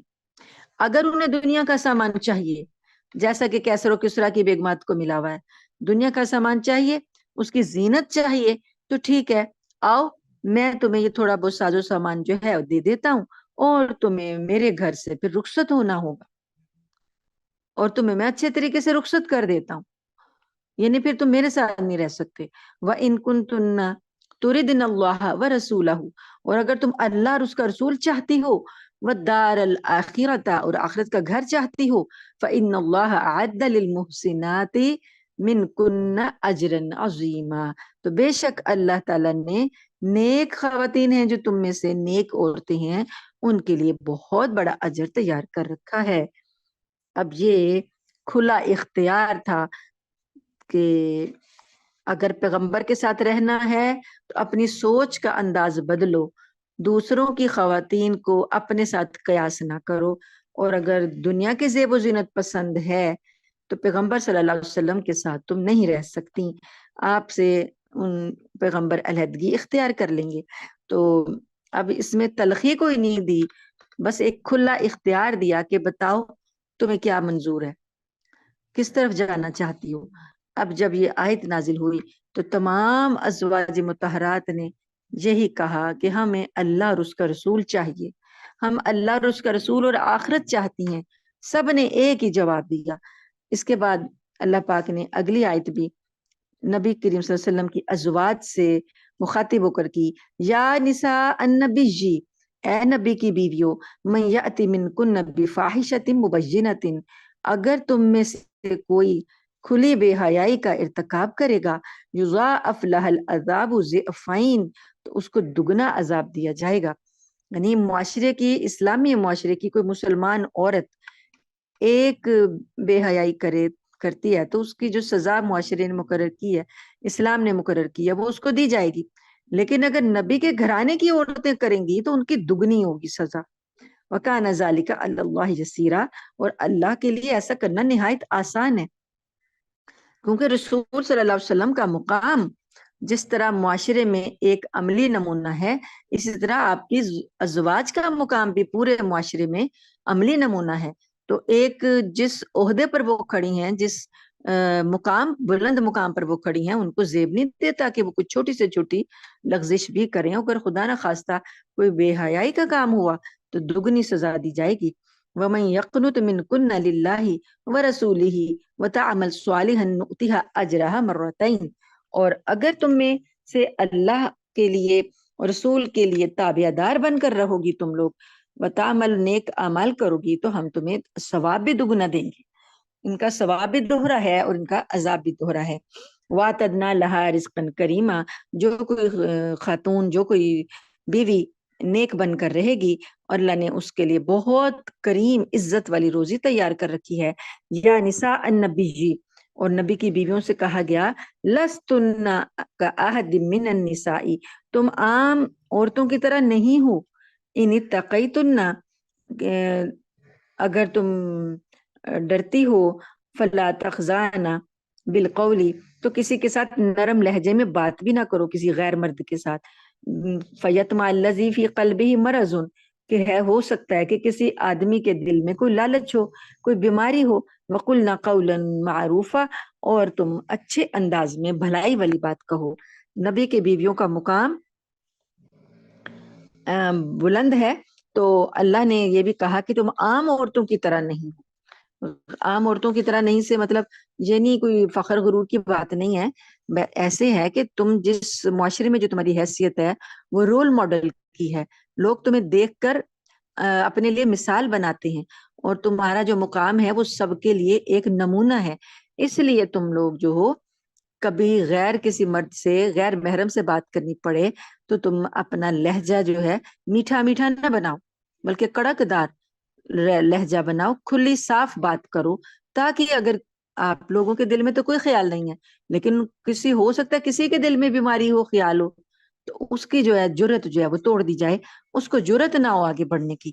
وَقَرْنَ فِي بُيُوتِكُنَّ، ولا تبرجنا تبرج الجاہلیت الاولی، اور اپنے گھروں میں قرار کے ساتھ رہو. یہ اصل میں نبی کریم صلی اللہ علیہ وسلم کی بیویاں باہر تھوڑی اسی طریقے سے پھرتی تھی جیسے عورتیں پھرتی ہیں، لیکن اللہ پاک نے انہیں جو حکم دیے یہ معاشرے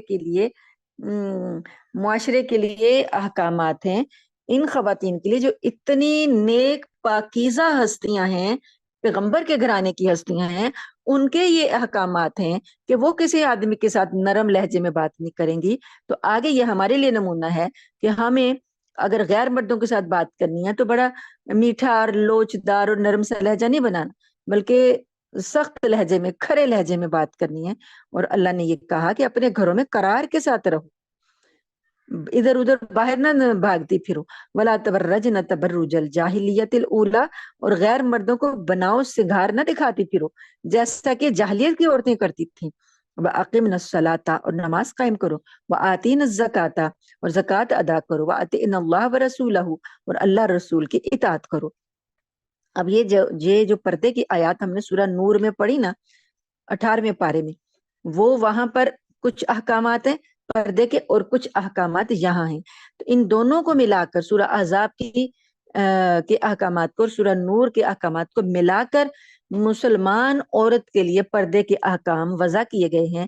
اب ایک مسلمان عورت جو ہے وہ کس طرح کا پردہ کرے گی، وہ سارا جو ہے بات کرنے کا انداز تک بتایا کہ غیر مردوں سے بات کیسے کرنی ہے، اور یہ بتایا کہ جب گھر سے باہر نکلو تو غیر مردوں کو اپنی سجاوٹ اور سجدھج نہ دکھاتی پھرو جیسے کہ جاہلیت کے زمانے کی عورتیں کرتی تھیں. اور اس بات کو آپ سمجھیں کہ اللہ کی نظر میں اگر کوئی عورت بن ٹھن کر باہر نکلتی ہے تو وہ جاہل ہے.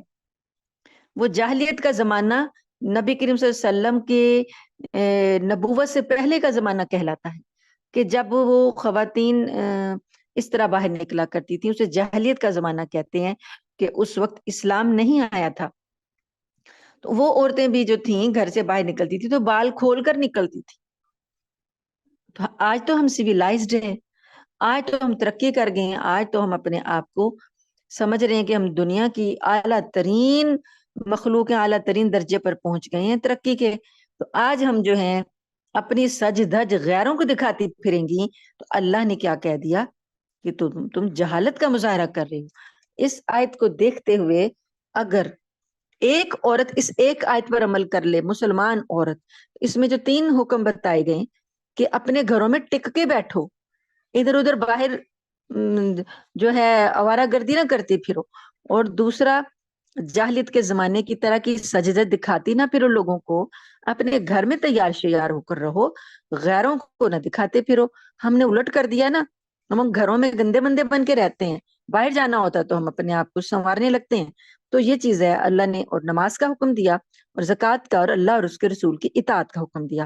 انما یرید اللہ لیذھب عنکم الرجس، اللہ تعالیٰ تو یہ چاہتا ہے اہل البیتی، اے نبی کے گھر والو، اللہ تم سے تمہاری ہر قسم کی جو کوئی گندگی ہے، وہ لغزش کی، خطاؤں کی، کسی کی کوئی بات ہو گئی، ساری گناہوں کو، ساری گندگیوں کو اللہ تم سے دور کر دے، نہایت تم کو پاک صاف کر دے. وَيُطَهِّرَكُمْ تَطْهِيرًا، اور تمہیں ایسی پاکیزگی عطا کرے جو ہر لحاظ سے مکمل ہو. وَاذْكُرْنَ مَا يُتْلَىٰ فِي بُيُوتِكُنَّ، اور اپنے گھروں میں، تمہارے گھروں میں جو اللہ کی آیتیں اتاری جا رہی ہیں، نبی کے گھرانے میں وہی نازل ہوتی تھی. حضرت عائشہ صدیقہ رضی اللہ تعالی عنہا کے بستر پر وہی نازل ہوتی تھی.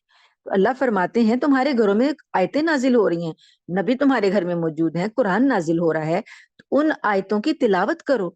والحکمت، اور حکمت کی باتیں تمہیں سکھائی جا رہی ہیں، ان کی تلاوت کرو اور ان کو یاد رکھو. ان اللہ کان لطیفا خبیرا، بے شک اللہ تعالیٰ بڑا دلوں میں اٹھنے والے وسوسے کو بھی جان لیتا ہے. ان المسلمین والمسلمات، اب اللہ پاک نے یہ جو آیات تھیں کچھ، یہ تو خالص نبی کریم صلی اللہ علیہ وسلم کی بیویوں کو مخاطب کر کے کی. ابھی آپ دیکھیں آج ہمارے لیے کوئی ایک جس کو ہم بڑا سمجھتے ہوں، بڑا ہمیں لگتا ہو کہ کوئی فلاں جو ہے وہ بڑی طاقت ہے، اس طاقت کی طرف سے ہمارے نام ایک پیغام آ جائے اور وہ ہمیں مخاطب کر کر کے کہے کہ ایسا کرو ایسا کرو ایسا کرو، تو ہمارا کیا حال ہوگا؟ ہم اس کے روب کے تلے آ کر سارا کچھ کرنے نہیں لگیں گے؟ یا کسی کو ہم عزیز رکھتے ہیں، ہمارا بڑا ہی کوئی محبوب ہے، وہ ہمیں کچھ کہہ دے تو ہم اس کا کہنا ماننے کے لیے پیچھے نہیں جائیں گے؟ اور مثالیں کہاں جو لینی ہے، اپنے گھر کی مثال لے لیں، اپنے شوہروں کی مثال لے لیں. اپنے شوہروں کی محبت حاصل کرنے کے لیے خواتین کیا کچھ نہیں کرتی ہیں، اس کی توجہ کے لیے، اس کی رضامندی کے لیے، خوشی کے لیے کیا کچھ نہیں کرتی ہیں. تو یہاں پر اللہ نے ان مومن ازواج مطہرات کو مخاطب کر کے قرآن میں اللہ پاک نے مخاطب کیا نبی کے بیویوں کو، اور یہ احکامات دی. تو وہ کس درجے کی ایمان کے کس درجے پر فائز ہیں، اور کس درجے کی وہ مومن عورتیں ہیں، اور ان کی اطاعت کا کیا عالم ہے. اب اللہ پاک نے تمام مسلمان مردوں اور عورتوں کو احکامات دیے.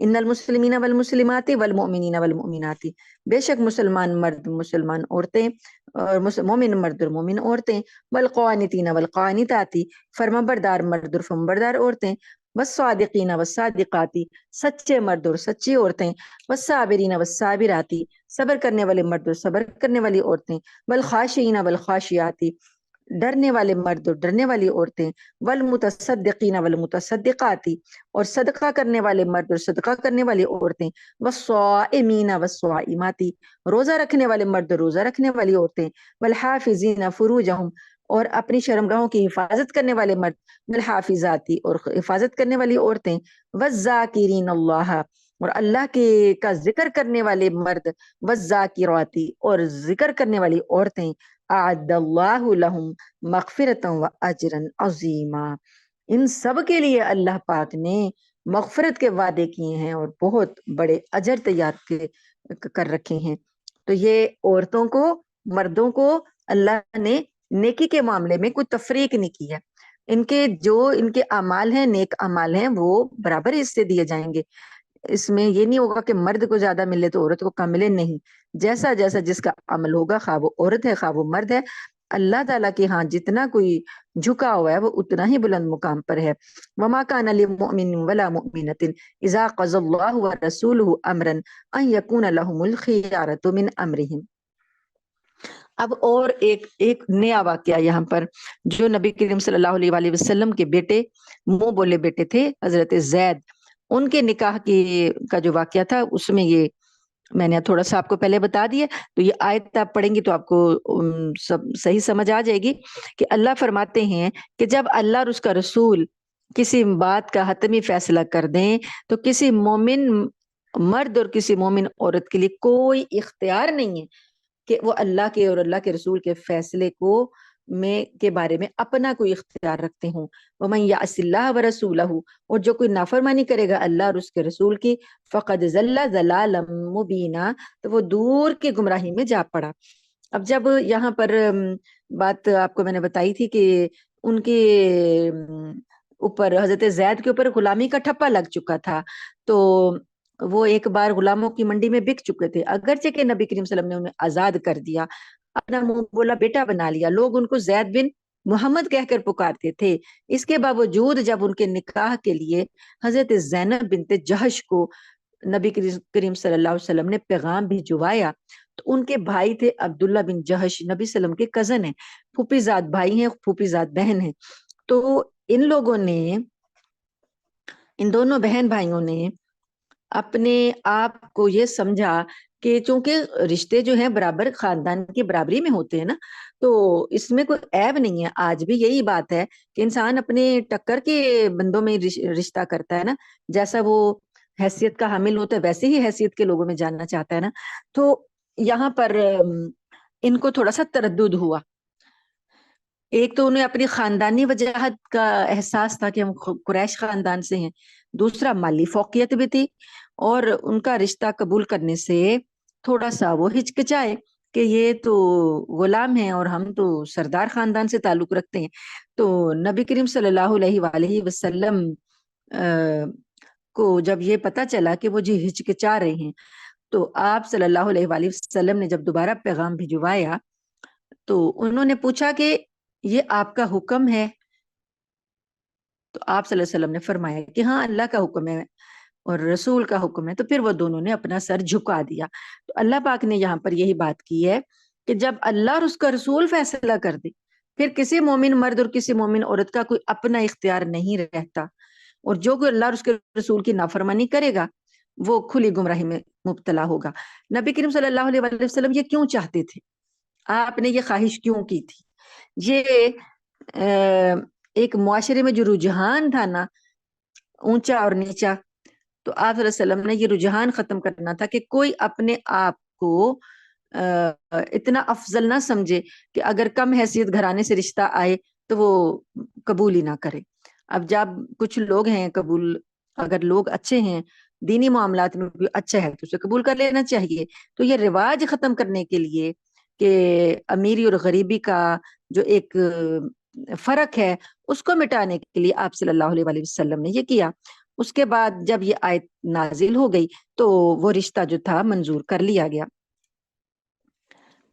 آگے اللہ پاک نے اگلی آیت میں بتایا وَإِذْ تَقُولُ لِلَّذِي أَنْعَمَ اللَّهُ عَلَيْهِ، اے پیغمبر آپ یاد کریں کہ جب آپ اس شخص پر جس پر اللہ نے احسان کیا اسے فرما رہے تھے، کیا فرما رہے تھے؟ وَأَنْعَمْتَ عَلَيْهِ، اللہ پاک نے بھی احسان کیا تھا اس پر اور آپ نے بھی اس پر احسان کیا تھا۔ آپ اس کو فرما رہے تھے امسک علیک زوجک، اپنی بیوی کو اپنے پاس روک کر رکھو، واتق اللہ، اور اللہ سے ڈرو، وتخفی فی نفسک، اور آپ اپنے جی میں یہ چھپا رہے تھے، ماللہ، وہ چیز، مبدی ہی، جو کہ اللہ اس کو کھولنے والا تھا، وتخشى الناس، اور آپ لوگوں سے ڈر رہے تھے، واللہ احق، اور اللہ اس بات کا زیادہ حقدار ہے، ان تخشاہ، کہ آپ اس سے ڈریں۔ اب یہ ایک اور واقعہ جو کہ نبی کریم صلی اللہ علیہ وآلہ وسلم کے پاس حضرت زید آئے، انہوں نے قبول تو کر لیا تھا رشتہ، لیکن حضرت زینب جو تھیں وہ ذہنی طور پر قبول نہیں کر پا رہی تھیں حضرت زید کو کے ساتھ نباہ جو ہے تھا ان کا وہ نہیں تھا، جیسے کہ خوش اسلوبی کے ساتھ کوئی زندگی گزرتی ہے وہ نہیں ہو پا رہا تھا، کیونکہ ذہنی طور پر فرق تھا عادات میں یا جو بھی مزاج میں ہوگا۔ تو اب حضرت زید بتاتے تھے نبی کریم صلی اللہ علیہ وسلم کو آ کر کہ میرا ان کے ساتھ نباہ نہیں ہو رہا یا وہ مجھ سے نباہ نہیں کر پا رہی، تو میں چاہتا ہوں کہ میں خوش اسلوبی سے ان کو طلاق دے دوں۔ تو نبی کریم صلی اللہ علیہ وسلم کے پاس جب وہ آئے تو اللہ تعالیٰ یہی بات یہاں پر کہہ رہے ہیں کہ وہ شخص جس پر اللہ نے انعام کیا اور آپ نے انعام کیا، نبی کا بھی تو احسان ہے نا، نبی نے ان کو اپنا بیٹا بنا کے رکھا، تو اللہ تعالیٰ نے بھی انعام کیا۔ تو یہ واحد صحابی ہیں جن کا ذکر قرآن میں نام کے ساتھ آیا ہے، حضرت زید کا۔ تو اللہ فرماتے ہیں کہ جب زید آپ کے پاس آئے تھے انہوں نے آپ سے ذکر کیا تھا تو آپ نے ان سے کہا تھا کہ آپ اپنی بیوی کو روک کے رکھو، یعنی طلاق نہ دو، نباہ کرنے کی کوشش کرو، اور آپ نے یہ کہا تھا کہ اللہ سے ڈرو۔ اللہ کہتے ہیں کہ آپ نے ان سے تو یہ کہہ دیا تھا، لیکن آپ کے دل میں ایک بات چھپی ہوئی تھی، اللہ اس کو کھولنے والا تھا۔ نبی کریم صلی اللہ علیہ وسلم کے دل میں کیا بات چھپی ہوئی تھی؟ نبی کریم صلی اللہ علیہ وآلہ وسلم کو اللہ کی طرف سے یہ اشارہ مل چکا تھا کہ وہ زینب رضی اللہ تعالی عنہا کا نکاح آپ سے کر دیا جائے گا، یہی زینب جو ہیں جن کو حضرت زید طلاق دینے والے ہیں۔ تو نبی کریم صلی اللہ علیہ وسلم اس بات سے ڈر رہے تھے کہ اگر ایسا ہوا، یہ حکم مجھ پر آ گیا تو لوگ کیا کہیں گے کہ اپنی بہو سے نکاح کر لیا۔ معاشرے میں اگرچہ کہ وہ میرا سگا بیٹا نہیں ہے، لیکن ایک وقت تو تھا نا کہ لوگ میرا منہ بولا بیٹا لے پالک بیٹا سمجھ کر میرے بیٹے کی طرح اس کو سمجھتے ہیں۔ تو معاشرے میں یہ بات عام تھی کہ ان کا مقام وہی ہے جو حقیقی بیٹے کا ہوتا ہے، اس لیے آپ ڈر رہے تھے کہ لوگ جو ہیں وہ بات کریں گے اس بارے میں۔ اللہ فرماتے ہیں اللہ زیادہ حقدار ہے اس بات کا کہ آپ اس سے ڈریں۔ فلما قضا زید منہا وطرن، پھر جب زید نے اپنی بیوی سے تعلق ختم کر لیا، زوجناکہا، ہم نے آپ سے ان کا نکاح کر دیا، لِكَيْ لَا يَكُونَ عَلَى الْمُؤْمِنِينَ حَرَجٌ، اس لیے آپ کا نکاح کر دیا تاکہ مسلمانوں کے لیے اپنے منہ بولے بیٹوں کے معاملے میں کوئی تنگی نہ رہے۔ آئندہ کے لیے رواج ختم کرنا تھا کہ منہ بولا بیٹا جو ہے حقیقی بیٹے کی طرح نہیں ہے، تو مومنوں پر تنگی نہ رہے۔ فی ازواج ادعیائہم، منہ بولے بیٹوں کی بیویوں کے بارے میں، ان کو بہویں حقیقی بہویں نہیں سمجھا جائے گا۔ اذا قضوا منہن وطرا، جبکہ انہوں نے اپنی بیویوں سے تعلق ختم کر لیا، یعنی اگر انہوں نے طلاق دے دی ہے، تعلق ختم ہو گیا ہے، تو اب وہ آپ کی حقیقی بہو نہیں ہے۔ اگر کوئی کرنا چاہتا ہے نکاح تو وہ کر سکتا ہے۔ وکان امر اللہ مفعولا، اور اللہ کا یہ فیصلہ تو ہو کر ہی رہنا تھا۔ آپ کہہ رہے تھے حضرت زید سے کہ تم اللہ سے ڈرو اور نباہ کرتے رہو، مطلب یہ کہ نہ وہ طلاق دیں گے اور نہ آپ صلی اللہ علیہ وسلم سے نکاح ہوگا، تو اللہ نے یہ ساری بات کھول دی۔ ما کان علی النبی من حرج فیما فرض اللہ لہ، نبی کے لیے اس کام میں اعتراض کی کوئی بات نہیں ہوتی جو اللہ نے اس پر فرض کر دیا ہو، یعنی اب اللہ نے تو یہ بات فرض کر دی، طے کر دی کہ یہ نکاح ہونا ہے، تو نبی کے لیے اب اس میں کوئی اختیار نہیں رہا، باقی نبی کو بھی یہ ماننی ہوگی۔ تو پھر حضرت اس میں دو باتیں ہو گئیں۔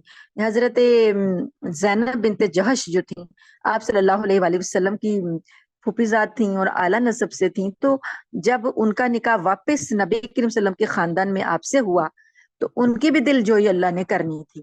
پہلے ایک غلام کے ساتھ نکاح ہوا تو وہ ایک دل کے اندر جو احساسات تھے فخریہ، اللہ نے وہ توڑنے تھے۔ اب وہ دوبارہ سے ان کی دل جوئی کرنے کے لیے انہوں نے نبی کریم صلی اللہ علیہ وسلم کا گھر، آپ صلی اللہ علیہ وسلم سے بڑھ کر تو کوئی نسب نہیں تھا، آپ صلی اللہ علیہ وسلم سے بڑھ کر جب کوئی حکم فرض ہو جاتا ہے تو اب ان کا کوئی اختیار نہیں رہتا، یہ اللہ کی سنت ہے۔ اور یہ پہلے لوگوں سے میں بھی ایسا ہی اللہ نے کیا ہے کہ جو کام اللہ نے کرنا ہے وہ ہو کر رہنا ہے۔ وَكَانَ أَمْرُ اللَّهِ قَدَرًا مَقْدُورًا، اور اللہ کا فیصلہ جو ہے وہ نپا تلائے، وہ اندازے سے ہوتا ہے۔ الَّذِينَ يُبَلِّغُونَ رسالات اللہ، وہ لوگ پیغمبر جو ہیں وہ لوگ ہیں جو کہ اللہ کے بھیجے ہوئے ہیں۔ وَيَخْشَوْنَهُ وَلَا يَخْشَوْنَ أَحَدًا إِلَّا اللَّهُ، وہ اسی سے ڈرتے ہیں، اللہ کے سوا وہ کسی سے نہیں ڈرتے۔ وَكَفَى بِاللَّهِ حَسِيبًا، اور اللہ حساب لینے کے لیے کافی ہے۔ مَا كَانَ مُحَمَّدٌ أَبَا أَحَدٍ مِّن رِّجَالِكُمْ، اب لوگوں کو اللہ تعالیٰ نے ایک اصول دیا، لوگوں نے بہت باتیں بنائی، منافقین کی تو چاندی ہو گئی، انہیں تو ایک موضوع مل گیا کہ کسی طریقے سے نبی کریم صلی اللہ علیہ وسلم کے بارے میں زبانیں دراز کریں اور بولیں، خوب انہوں نے معاشرے میں غل مچایا، خوب انہوں نے پروپیگنڈا کیا۔ اللہ پاک نے اب اصول بتا دیا کہ محمد صلی اللہ علیہ وآلہ وسلم تمہارے مردوں میں کسی کے باپ نہیں، یعنی اس وقت جتنے بھی مرد اسلامی معاشرے میں پائے جا رہے ہیں، مدینہ میں جتنے بھی مرد ہیں اس وقت، محمد صلی اللہ علیہ وسلم کسی مرد کے باپ نہیں ہے، حقیقی باپ نہیں، کیونکہ آپ صلی اللہ علیہ وسلم کو اللہ نے جو بیٹے دیے تھے وہ تو بچپن میں ہی فوت ہو گئے تھے، تو آپ روحانی باپ تو ہیں امت کے لیکن حقیقی باپ نہیں ہیں۔ اللہ نے لوگوں کو بتا دیا کہ وہ زید کے بھی حقیقی باپ نہیں ہیں۔ جس زید رضی اللہ تعالی عنہ کے ساتھ کے ساتھ ان کا منہ بولا لے پالک کا جو رشتہ تھا وہ ان کے حقیقی باپ نہیں ہیں۔ وَلَٰكِن رسول اللہ وخاتم النبیین، وہ اللہ کے رسول ہیں اور نبیوں کے آخر میں سب سے آخری نبی ہیں۔ یہ آیت جو ہے ختم نبوت کے پر دلیل ہے کہ کوئی اللہ نے ان کا بیٹا جو ہے وہ نہیں پیچھے چلایا تو کوئی شخص آ کر کہہ دے کہ وہ مجھے اللہ نے نبوت دے دی ہے، یہ کیسے ہو سکتا ہے؟ اللہ تعالیٰ نے نبوت کو اتنا خالص رکھا، ختم نبوت کو، کہ آخری نبی ہونے کو اتنا خالص رکھا کہ آپ صلی اللہ علیہ وآلہ وسلم کے حقیقی بیٹے بھی جو ہیں وہ نہیں زندہ رکھے۔ تو یہ آپ صلی اللہ علیہ وسلم نبیوں کے آخر میں آئے، آپ کے بعد اب کوئی قیامت تک کوئی نیا نبی پیدا نہیں ہوگا۔ اگر کوئی کہے، کوئی دعویٰ کرے تو وہ جھوٹا ہے۔ وَكَانَ اللَّهُ بِكُلِّ شَيْءٍ عَلِيمًا، اور اللہ تو ہر چیز کا علم رکھنے والا ہے۔ یا ایھا الذین آمنوا اذکروا اللہ ذکرا کثیرا، اے ایمان والو اللہ کو کثرت سے یاد کرو، وسبحوہ بکرۃ و اصیلا، اور صبح شام اس کی تسبیح بیان کرو۔ هو الذی یصلی علیکم وملائکتہ لیخرجکم من الظلمات الی النور، اللہ وہ ذات ہے جو تم پر بھی رحمت بھیجتا ہے، جو خود بھی وہ یعنی اللہ خود تم پر رحمت بھیجتا ہے اور اس کے فرشتے بھی۔ مومنوں کو کہا جا رہا ہے کہ اللہ تم پر رحمت بھیجتا ہے خود بھی اور اس کے فرشتے بھی، لیخرجکم من الظلمات الی النور، تاکہ وہ تم کو اندھیروں سے روشنی کی طرف نکال کر لائیں۔ وکان بالمؤمنین رحیما، اور اللہ تو مومنوں پر بڑا ہی مہربان ہے۔ تحیتہم یوم یلقونہ سلام، جس دن مومن لوگ اللہ سے ملیں گے اس دن اللہ کی طرف سے ان کا استقبال ہوگا سلام سے۔ وعد لہم اجرا کریما، اور اللہ نے ان کے لیے بڑا عزت والا اجر تیار کر رکھا ہے۔ یا ایہا النبی انا ارسلناک شاہدا ومبشرا ونذیرا، اے نبی صلی اللہ علیہ وآلہ وسلم، ہم نے آپ کو گواہی دینے والا، خوشخبری سنانے والا اور ڈرانے والا بنا کر بھیجا ہے۔ وداعیا الی اللہ باذنہ، اور اللہ کے حکم سے اللہ کی طرف بلانے والا، وسراجا منیرا، اور روشنی پھیلانے والا، روشن چراغ بنا کر بھیجا ہے۔ نبی کریم صلی اللہ علیہ وسلم کا مقام اس صورت میں واضح کیا جا رہا ہے۔ پہلے دو تین آیتیں پہلے گزر چکی ہیں، اب ایک اور یہ آیت ہے آپ صلی اللہ علیہ وسلم کی نبوت کا مقام۔ وبشر المؤمنین، اور مومنوں کے لیے خوشخبری ہے، بأن لهم من اللہ فضلا کبیرا، کہ بے شک اللہ نے ان کے لیے بڑا فضل، اللہ نے ان پر فرمایا ہے، بڑا فضل ان پر ہونے والا ہے۔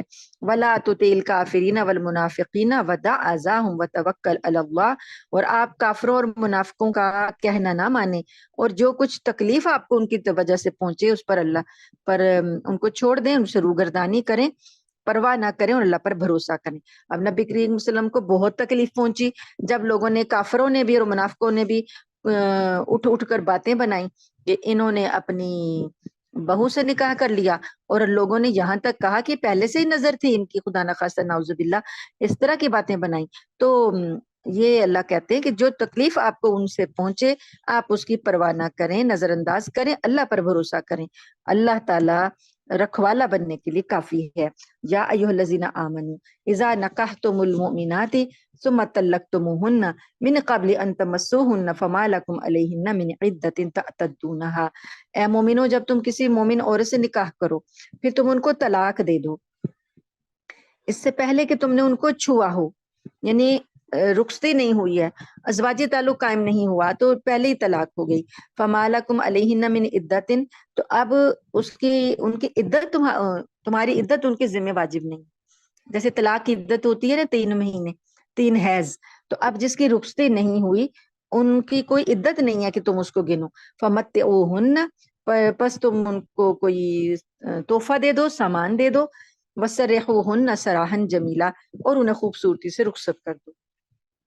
یعنی آدمی پر یہ ہوتا ہے کہ وہ کوئی اس کو تحفہ تحائف دے کر، علماء نے فقہا نے کہا ہے کہ ایک کم از کم ایک جوڑا جو کہ مکمل جوڑا ہو 3 کپڑوں والا، اوڑھنے بھی اس میں شامل ہو، چادر بھی اس میں شامل ہو، وہ دے کر رخصت کر سکتا ہے، اور عدت نہیں ہے وہ اس کی۔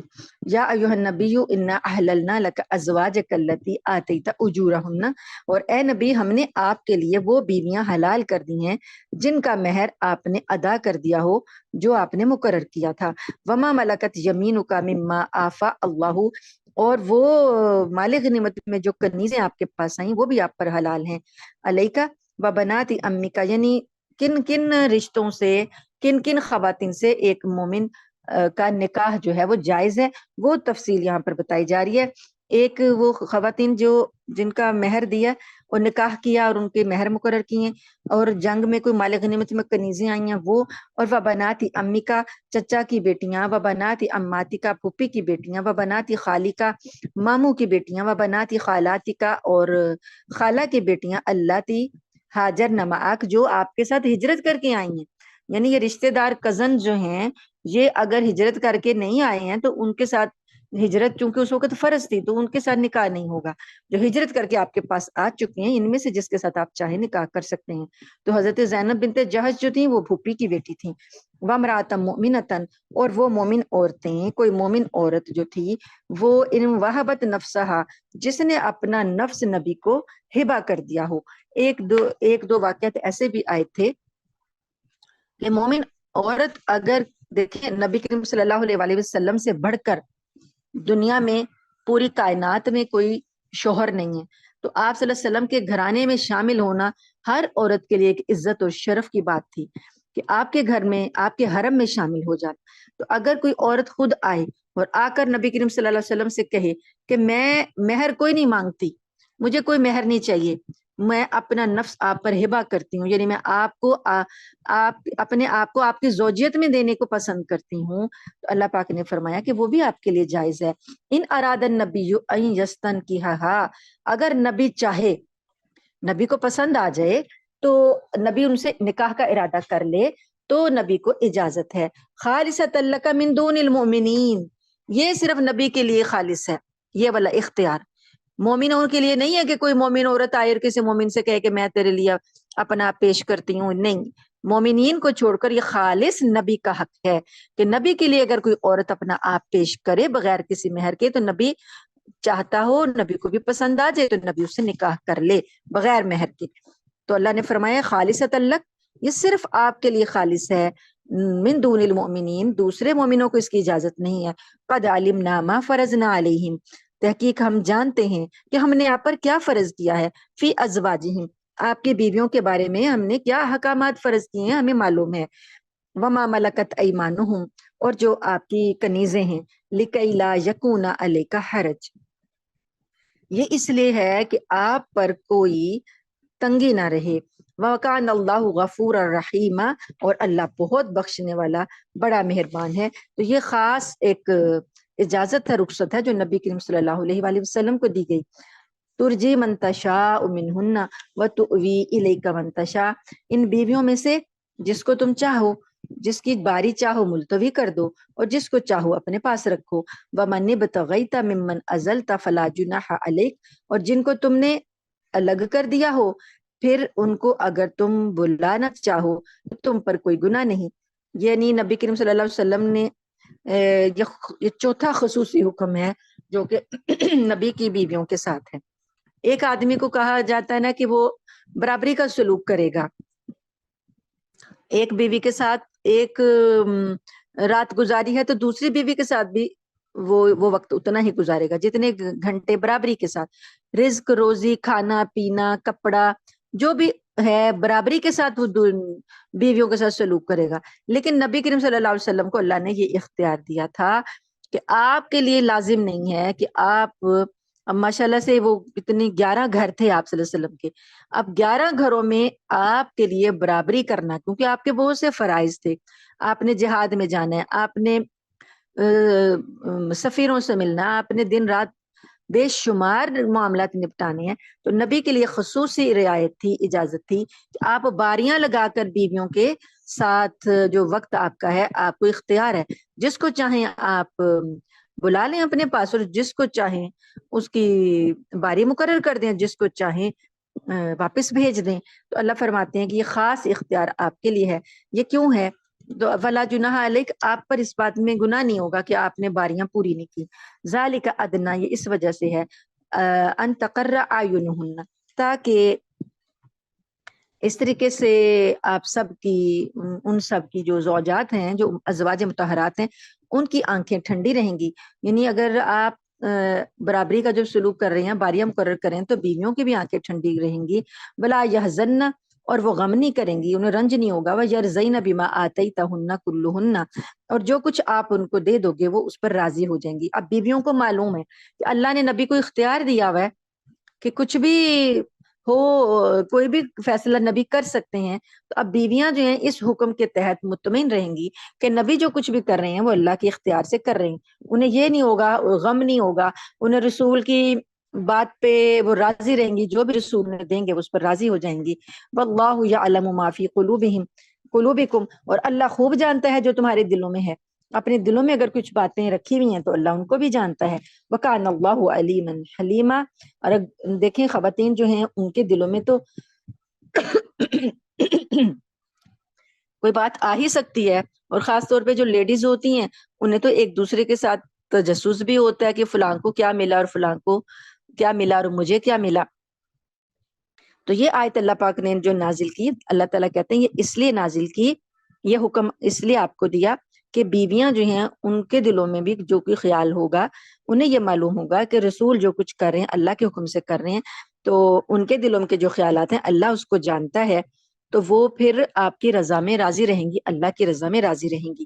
لا یحل لک النساء من بعد، اب یہ جو 11 نکاح ہو گئے ہیں آپ کے، اس کے بعد اب اور کوئی عورت آپ کے لیے حلال نہیں، یعنی اللہ نے جو حکمتیں پوری کرنی تھی معاشرے میں وہ کر دی، ہر نکاح میں ایک حکمت تھی، اللہ نے فرمایا کہ اب اس کے بعد اب کوئی اور عورت آپ کے لیے حلال نہیں، یہ جو ازواج مطہرات ہیں جنہوں نے آپ کو قبول کیا ہوا ہے اب یہ ہی آپ کی بیویاں ہیں، اس کے بعد اور آپ ان میں سے کسی کو طلاق دے دیں اور کوئی نکاح کر لیں اب نہیں، بلا ان تبدل بہن، اور آپ ان کے ساتھ ان میں سے کسی کے ساتھ کو بدل بھی نہیں سکتے کہ 11 ہی تعداد پوری رکھیں۔ ایک زوجہ کا انتقال آپ کی زندگی میں ہوا، حضرت خدیجہ رضی اللہ تعالی عنہا کا تو پہلے ہی ہو گیا تھا ہجرت سے پہلے، اور اب یہاں پر ایک اور حضرت زینب بنت خزیمہ تھی، ان کا بھی انتقال نبی کریم صلی اللہ علیہ وسلم کی زندگی میں ہو گیا تھا۔ اب جب نبی کریم صلی اللہ علیہ وآلہ وسلم دنیا سے تشریف لے گئے تو آپ کے 9 ازواج زندہ تھیں، تو اللہ تعالیٰ فرماتے ہیں کہ اب آپ ان میں کسی میں تبدیلی بھی نہیں کر سکتے کہ یہ 9 گھرانے ہیں، ان 9 گھرانوں میں سے کسی ایک کو طلاق دیں تو پھر ایک اور نکاح کر لیں، تو 9 کی تعداد پوری رکھیں، آپ بدل بھی نہیں سکتے اور مزید بھی نہیں نکاح کر سکتے۔ ولو آجبک حسنہن، اگرچہ آپ کو ان عورتوں کا کوئی اور عورت ہے اس کا حسن آپ کو کتنا ہی اچھا لگے، الا ما ملکت یمین، ہاں کنیزیں ہیں، کنیزوں کی اجازت ہے کہ آپ کنیزیں رکھ سکتے ہیں۔ وکان اللہ علی کل شیء رقیبا، کنیزیں حلال ہیں تو اللہ تعالیٰ آپ کی ہر چیز کی نگرانی کرنے والا ہے۔ یا ایھا الذین آمنوا لا تدخلوا بیوت النبی الا ان یؤذن لکم الی طعام غیر ناظرین اناہ۔ میں بس یہ صورت مکمل کرنا چاہتی ہوں، لیکن ہے تو جمعہ اور میں نے گزشتہ جمعوں میں تو جلدی کلاس ختم کر دی تھی، لیکن میں چاہ رہی تھی کہ یہ صورت ختم ہو جائے اگر آپ لوگوں کو اعتراض نہیں ہے تو۔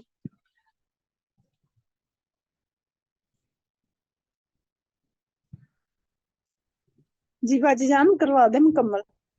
اچھا جی، بہت شکریہ، جزاک اللہ۔ ٹھیک ہے، تو اب یہاں پر ایک اور حکم آیا، یہ حکم آیا کہ یا ایھا الذین آمنوا لا تدخلوا، اے ایمان والو نبی کے گھروں میں داخل نہ ہو، الا ان یؤذن لکم، مگر یہ کہ تم کو اجازت دے دی جائے، الی طعام، کھانے کے لیے، کھانے کی طعام کی دعوت دی گئی ہے، اس کے علاوہ تم نبی کے گھروں میں داخل نہ ہو، غیر ناظرین اناہ، کہ تم اس کھانے کی تیاری میں انتظار میں نہ بیٹھے رہو۔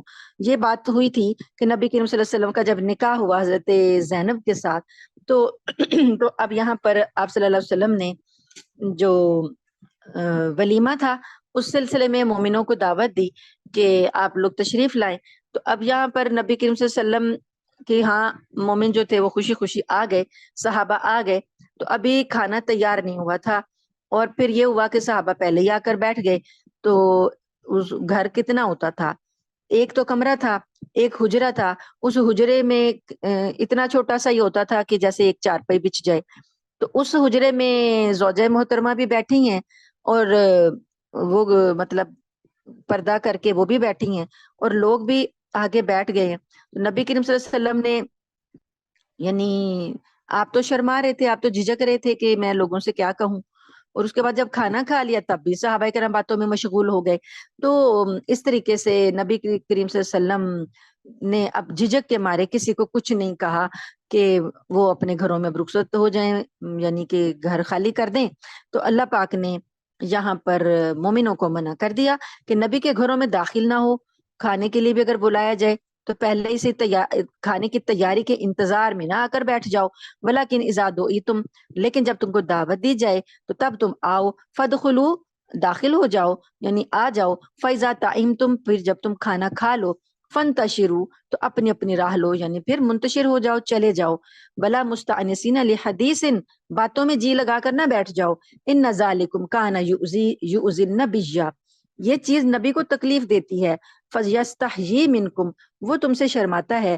واللہ لا یستحیی من الحق، اور اللہ حق بات کہنے سے نہیں شرماتا، وَإِذَا سَأَلْتُمُوهُنَّ، اور جب تمہیں کوئی نبی کی بیویوں سے سوال کرنا ہو، کچھ بات پوچھنی ہو، متاعن یا کوئی چیز مانگنی ہو، فاسألوہن من وراء حجاب، تو ان کو پردے کے پیچھے سے مانگا کرو۔ اب یہ آیت حجاب آ گئی کہ نبی کے گھر میں داخل ہی نہیں ہونا، پردے کے پیچھے سے بات کرنی ہے، کوئی چیز مانگنی ہے تو پردے کے پیچھے سے۔ ذالکم اطہر لقلوبکم، یہ تمہارے دلوں کے لیے زیادہ پاکیزہ طریقہ ہے، وقلوبہن، اور ان کے دلوں کے لیے بھی زیادہ پاکیزہ طریقہ ہے۔ اب ہمارے ہاں کہا جاتا ہے جی دلوں میں پاکی ہونی چاہیے، دلوں کا پردہ ہونا چاہیے، آنکھوں کا پردہ ہونا چاہیے، تو کیا نبی کے بیویاں اور وہ صحابہ کرام جو تھے ان کے دلوں کی پاکیزگی کا کوئی مقابلہ ہے؟ ان کے ہمارے دلوں سے زیادہ پاک باز بند ہیں جو ہم یہ الفاظ بولتے ہیں۔ وما کان لکم ان تؤذوا رسول اللہ، اور تمہارے لیے یہ جائز نہیں ہے کہ تم رسول کو تکلیف پہنچاؤ، ولا ان تنکحوا ازواجہ من بعدہ ابدا، اور نہ یہ جائز ہے کہ تم ان کے بعد، نبی کریم صلی اللہ علیہ وسلم کے بعد ان کی کسی عورت سے نکاح کرو کبھی بھی، ہمیشہ ہمیشہ کے لیے نبی کی بیویاں جو ہیں وہ امت کے مردوں کے لیے حرام ہیں۔ ان ذالکم کان عند اللہ عظیما، یہ چیز کہ نبی کی بیویوں سے نکاح کرنا اللہ کے نزدیک بڑی سنگین بات ہے۔ ان تبدو شیئا، اگر تم کوئی چیز چھپاتے ہو، او تخفوہ، یا ظاہر کرتے ہو یا چھپاتے ہو، فإن اللہ کان بکل شیء علیما، اللہ تعالیٰ اس بات پر، ہر بات کا علم رکھتا ہے۔ لا جناح علیہن فی آبائہن ولا ابنائہن، اب نبی کی بیویوں کے لیے احکام نہیں، سوری، ہاں جی، نبی کی بیویوں کے لیے احکامات آ رہے ہیں پردے کے۔ پہلے جو تھا مومنوں سے کہا کہ ان کے گھروں میں نہیں جانا اور ان کے ساتھ نکاح نہیں اب ہو سکتا جب نبی کے بعد، اب اور احکامات نبی کی بیویوں کے، یعنی یہ کچھ چیزیں ہوتی ہیں جنہیں خصوصیات کہا جاتا ہے، یہ خصوصیات نبی ہیں، نبی کے ساتھ ہی کچھ باتیں خاص ہیں، نبی کے گھرانے والوں کے ساتھ خاص ہیں۔ ان میں یہ ہے کہ نبی کی بیویوں کے لیے اپنے، اب یہ جو پردے کی بات آ رہی ہے نا، نبی کی بیویوں کے بعد یہ مومن عورتوں پر بھی پردے کی وہی بات آئے گی کہ اپنے باپوں کے سامنے بے پردہ اگر یعنی کھلے چہرے کے ساتھ آ جائیں، اپنے بیٹوں کے سامنے، اپنے بھائیوں کے سامنے، ولا ابنائی اخوانہن، اور اپنے بھائیوں کے بیٹوں کے سامنے، ولا ابنائی اخواتہن، بہنوں کے بیٹے بھانجے جو ہیں، ولا نسائہن ولا ما ملکت ایمانہن، اور نہ اپنی عورتوں کے اور نہ اپنی کنیزوں کے سامنے کوئی گناہ ہے کہ وہ کھلے چہرے کے ساتھ آ جائیں۔ واتقین اللہ، اور اللہ سے ڈریں۔ ان اللہ کان علی کل شیء شہیدا، بے شک اللہ تعالیٰ ہر بات کا مشاہدہ کرنے والا ہے، گواہ ہے۔ ان اللہ و ملائکتہ یصلون علی النبی، بے شک اللہ اور اس کے فرشتے درود بھیجتے ہیں، سلام بھیجتے ہیں نبی پر۔ یا ایھا الذین آمنوا صلوا علیہ وسلموا تسلیما، اے لوگو جو ایمان لائے ہو تم بھی اپنے نبی پر درود بھیجو اور خوب سلام بھیجو۔ دو باتیں ہیں، سلو اور ایک سلمو۔ سلو میں ہے درود اور سلمو میں ہے سلام۔ تو اس میں جب یہ آیت کا حکم آ رہا ہے تو ہم درود شریف پڑھ لیتے ہیں۔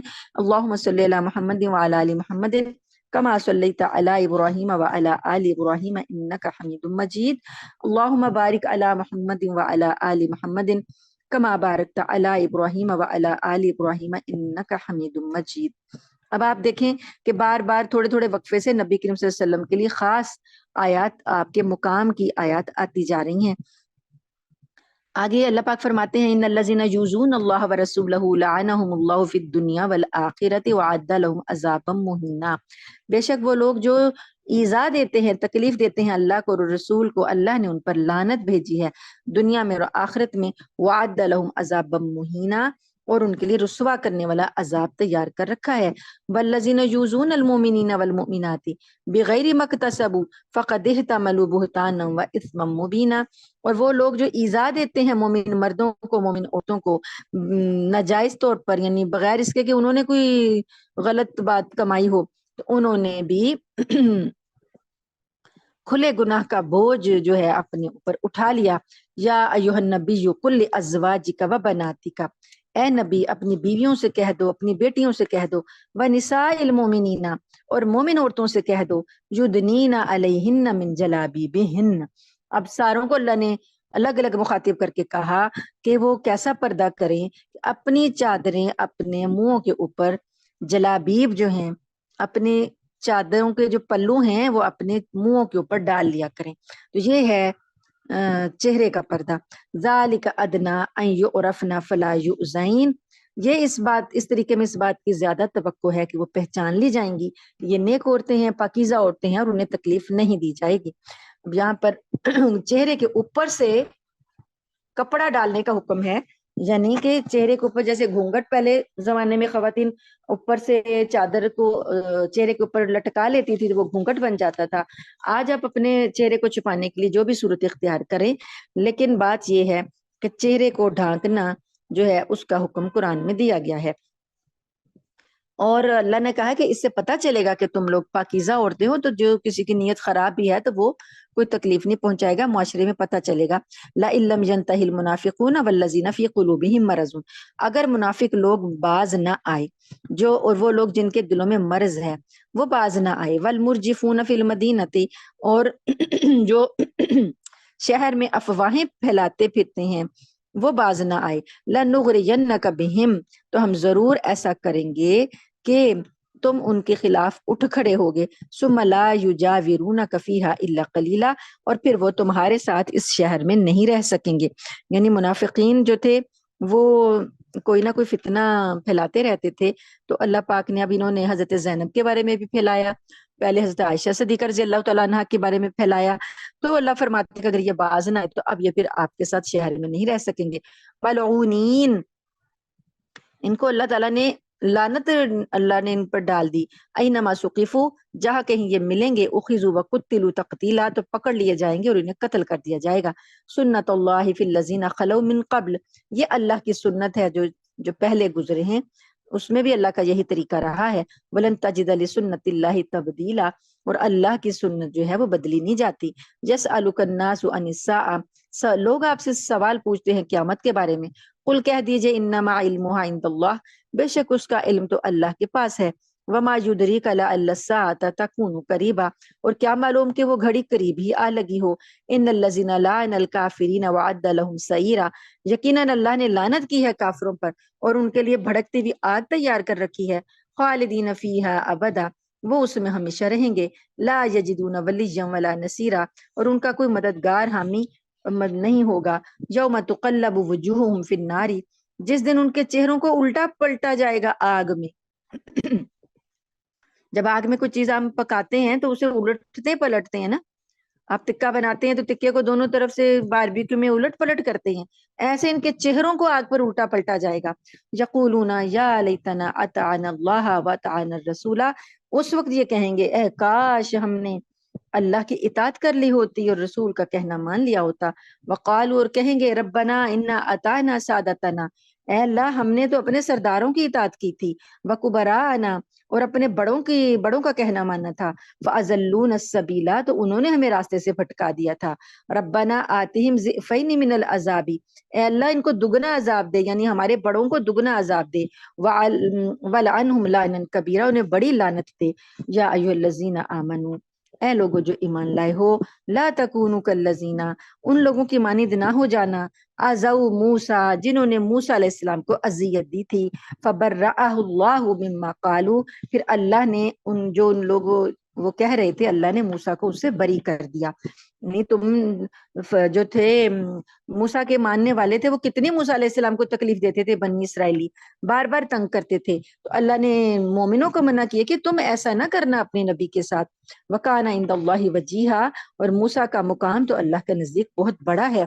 یا ایھا الذین آمنو، اے لوگوں جو ایمان لائے ہو، اتقوا اللہ، ڈرو اللہ سے. وقولوا قولا سدیدا، اور سیدھی بات کہا کرو. یصلح لکم اعمالکم، اللہ تمہارے اعمال درست کر دے گا. ویغفر لکم ذنوبکم، اور تمہاری خطائیں معاف کر دے گا. ومن یطع اللہ ورسولہ، اور جو کوئی اطاعت کرے گا اللہ کی اور اس کے رسول کی، فقد فاز فوزا عظیما، تو اس نے زبردست کامیابی حاصل کر لی.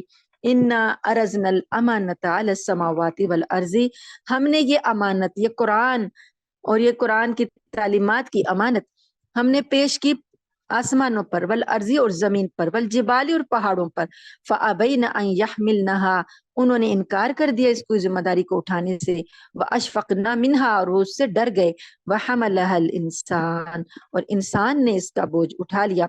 अल्लाह की खिलाफत की जिम्मेदारी जो है ये इंसान ने उठाई है। इन्नहु काना ज़लूमन जहूला, यकीनन वो जालिम और नादान है। लियुअज़्ज़िबल्लाहुल मुनाफिकीन वल मुनाफिकाती, ताकि नतीजा ये है कि अल्लाह ताला अजाब दे मुनाफिकों को, मर्दों को भी और औरतों को भी, वल मुशरिकीन वल मुशरिकाती, और मुशरिक मर्दों और मुशरिक औरतों को, व यतूब अल्लाहु अलल मुमिनीन वल मुमिनाती, और अल्लाह तौबा कबूल करे मोमिनों की, मर्दों की और औरतों की। वकान अल्लाहु गफूर और रहीमा, और अल्लाह तो बख्शने वाला, रहम करने वाला है। यानी ये जो अल्लाह की अमानत है, अल्लाह ताला की खिलाफत का जो बोझ है, ये अल्लाह ने जो कायनात की बड़ी बड़ी चीजें, आसमान, जमीन, पहाड़, उन्होंने तो इनकार किया, तो ये बोझ बहुत बड़ा बोझ है, क्योंकि अपने इख्तियार के साथ रहना था ना दुनिया में, कि हमें इख्तियार दिया जा रहा है कि अब अच्छाई भी कर सकते हैं, बुराई भी कर सकते हैं। तो लोग वो तो डर गए कि हमसे गुनाह होगा तो इसका अंजाम क्या होगा। लेकिन इंसान जो है वो नादान है, उसने ये बोझ उठाया कि मैं तो दलेर हूं, मैं तो उठाता हूँ, और अब अपने इख्तियार से वो अच्छे काम भी कर सकता है और बुरे भी कर सकता है।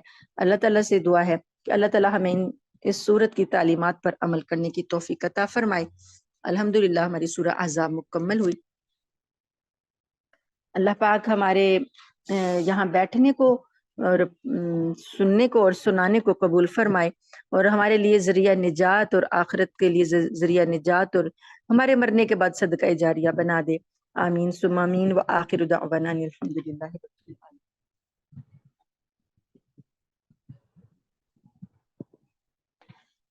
अल्लाहुम्मा लकल हम्दु कुल्लु व लकश शुक्रु कुल्लु व इलैका युरजउल अम्रु कुल्लु अलानियतुहु व सिर्रु अहलुन अंत अन तुअबद अहलुन अंत अन तुहमद ला इलाहा इल्ला अंत सुब्हानका इन्ना कुन्ना मिनज़ ज़ालिमीन। या रब्बी लकल हम्दु कमा यंबगी लिजलाली वजहिका व अज़ीम सुल्तानिक। सुब्हानल्लाहि व बिहम्दिही अदद खल्क़िही व रिज़ा नफ्सिही व ज़ीनत अर्शिही व मिदाद कलिमातिही। या अल्लाह, या रब्बे करीम, या रब्बे करीम, इस जुमे के दिन में कबूलियत की घड़ियां हैं। या रब्बे करीम, रमजान का महीना, रोजे का दिन, रोजे की हालत में या रब्बे करीम आप बहुत करम फरमाने वाले हैं। आपने हर नेकी का बदला 70 से शुरू किया है। ऐ अल्लाह, हमारी इन नेकियों को हमारे लिए जरिया निजात बना दे। अल्लाह, हमारी झोलियां भर दे नेकियों से, हमारे नामाए अमाल नेकियों से भर दे, हमारे पलड़े नेकियों के झुका दे। या रब्बे करीम, हमें इखलास के साथ कुरान पाक को पढ़ने और समझने की तौफीक अता फरमा, अमल करने की तौफीक अता फरमा। या अल्लाह, हम कमजोर हैं, हम गुनाहों के खताओं के बंदे हैं। अल्लाह, हम दिन रात खताएं करते हैं। या अल्लाह, तू इस महीने की बरकत से हम पर फजल फरमा, अपना करम फरमा, हमारे नामा अमाल से हमारे तमाम गुनाहों की स्याही को धो दे, हमारे नामा अमाल में नेकियां लिख दे। या रब करीम, हमारा खात्मा ईमान पर फरमाना, हमारे रोजे कबूल फरमा, हमारी तिलावतें कबूल फरमा, हमारी नमाजें कबूल फरमा। जो भी कमी बेशी रह गई है अपनी रहमत से उसको मुआफ फरमा दे। हमारी गलतियों का हमसे मुआखजा न करना। अल्लाह, हमारे मरहूमीन जो आपके पास पहुंच गए, या अल्लाह उनके दर्जात को बुलंद कर दे, उनकी कब्रों को नूर से भर दे, उनकी कब्रों को जन्नत के बागों का बाग बना दे। अल्लाह, मुजाहिदीन की मदद फरमा, फलस्तीन के मुजाहिदीन को या रब्बे करीम अपनी रहमत से, अपने फजल के जो वादे हैं, तेरे करम के जो वादे हैं वो पूरा कर दे। या अल्लाह, नुसरत अपनी भेज दे। या अल्लाह, जल्द अज जल्द दुश्मनों को नीस्त तो नाबूद कर दे। या रब्बे करीम, हमारी आंखों को ये मंजर दिखा दे कि दुश्मन टुकड़े टुकड़े हुआ। या रब्बे करीम, तेरा गजब उन पर नाजिल हो जो जुल्म कर रहे हैं। मौला करीम, इस बरकत वाले महीने में, इस रहमत वाले महीने में अपनी रहमतें मुकम्मल कर दे। अल्लाह, हमारी हिमायत जो है, हमारी दुआएं जो हैं मुजाहिदीन के साथ हैं, मजलूमीन के साथ हैं। हमारा शुमार जालिमों में ना करना, मुजरिमों में ना करना। ला, हमें खाली हाथ ना लौटाना। अल्लाह, हमें अपने दरबार से धुतकारना ना। या अल्लाह, हमारी गलतियों के सिले में, या अल्लाह, हमें तू अपनी रहमत से महरूम ना करना। हमारी औलादों को, हमारी नस्लों को अपनी हिफाजत में ले ले, दज्जाली फितनों के शर से, दज्जाली ہتھ کنڈوں کے شر سے، جو بھی فتنے ہیں اللہ ہمارے بچوں کو، ہماری نسلوں کو قیامت تک کے لیے محفوظ فرما لے۔ ربنا تقبل منا انک انت السمیع العلیم وتب علینا انک انت التواب الرحیم وصلی اللہ تعالی علی خیر خلقہ وصحابہ اجمعین برحمتک یا ارحم الراحمین۔ سبحان ربک رب العزت عما یصفون وسلام علی المرسلین والحمد للہ رب العالمین۔ آمین ثم آمین۔ جزاکم اللہ خیر، آپ کے تعاون کا بہت شکریہ۔ السلام علیکم۔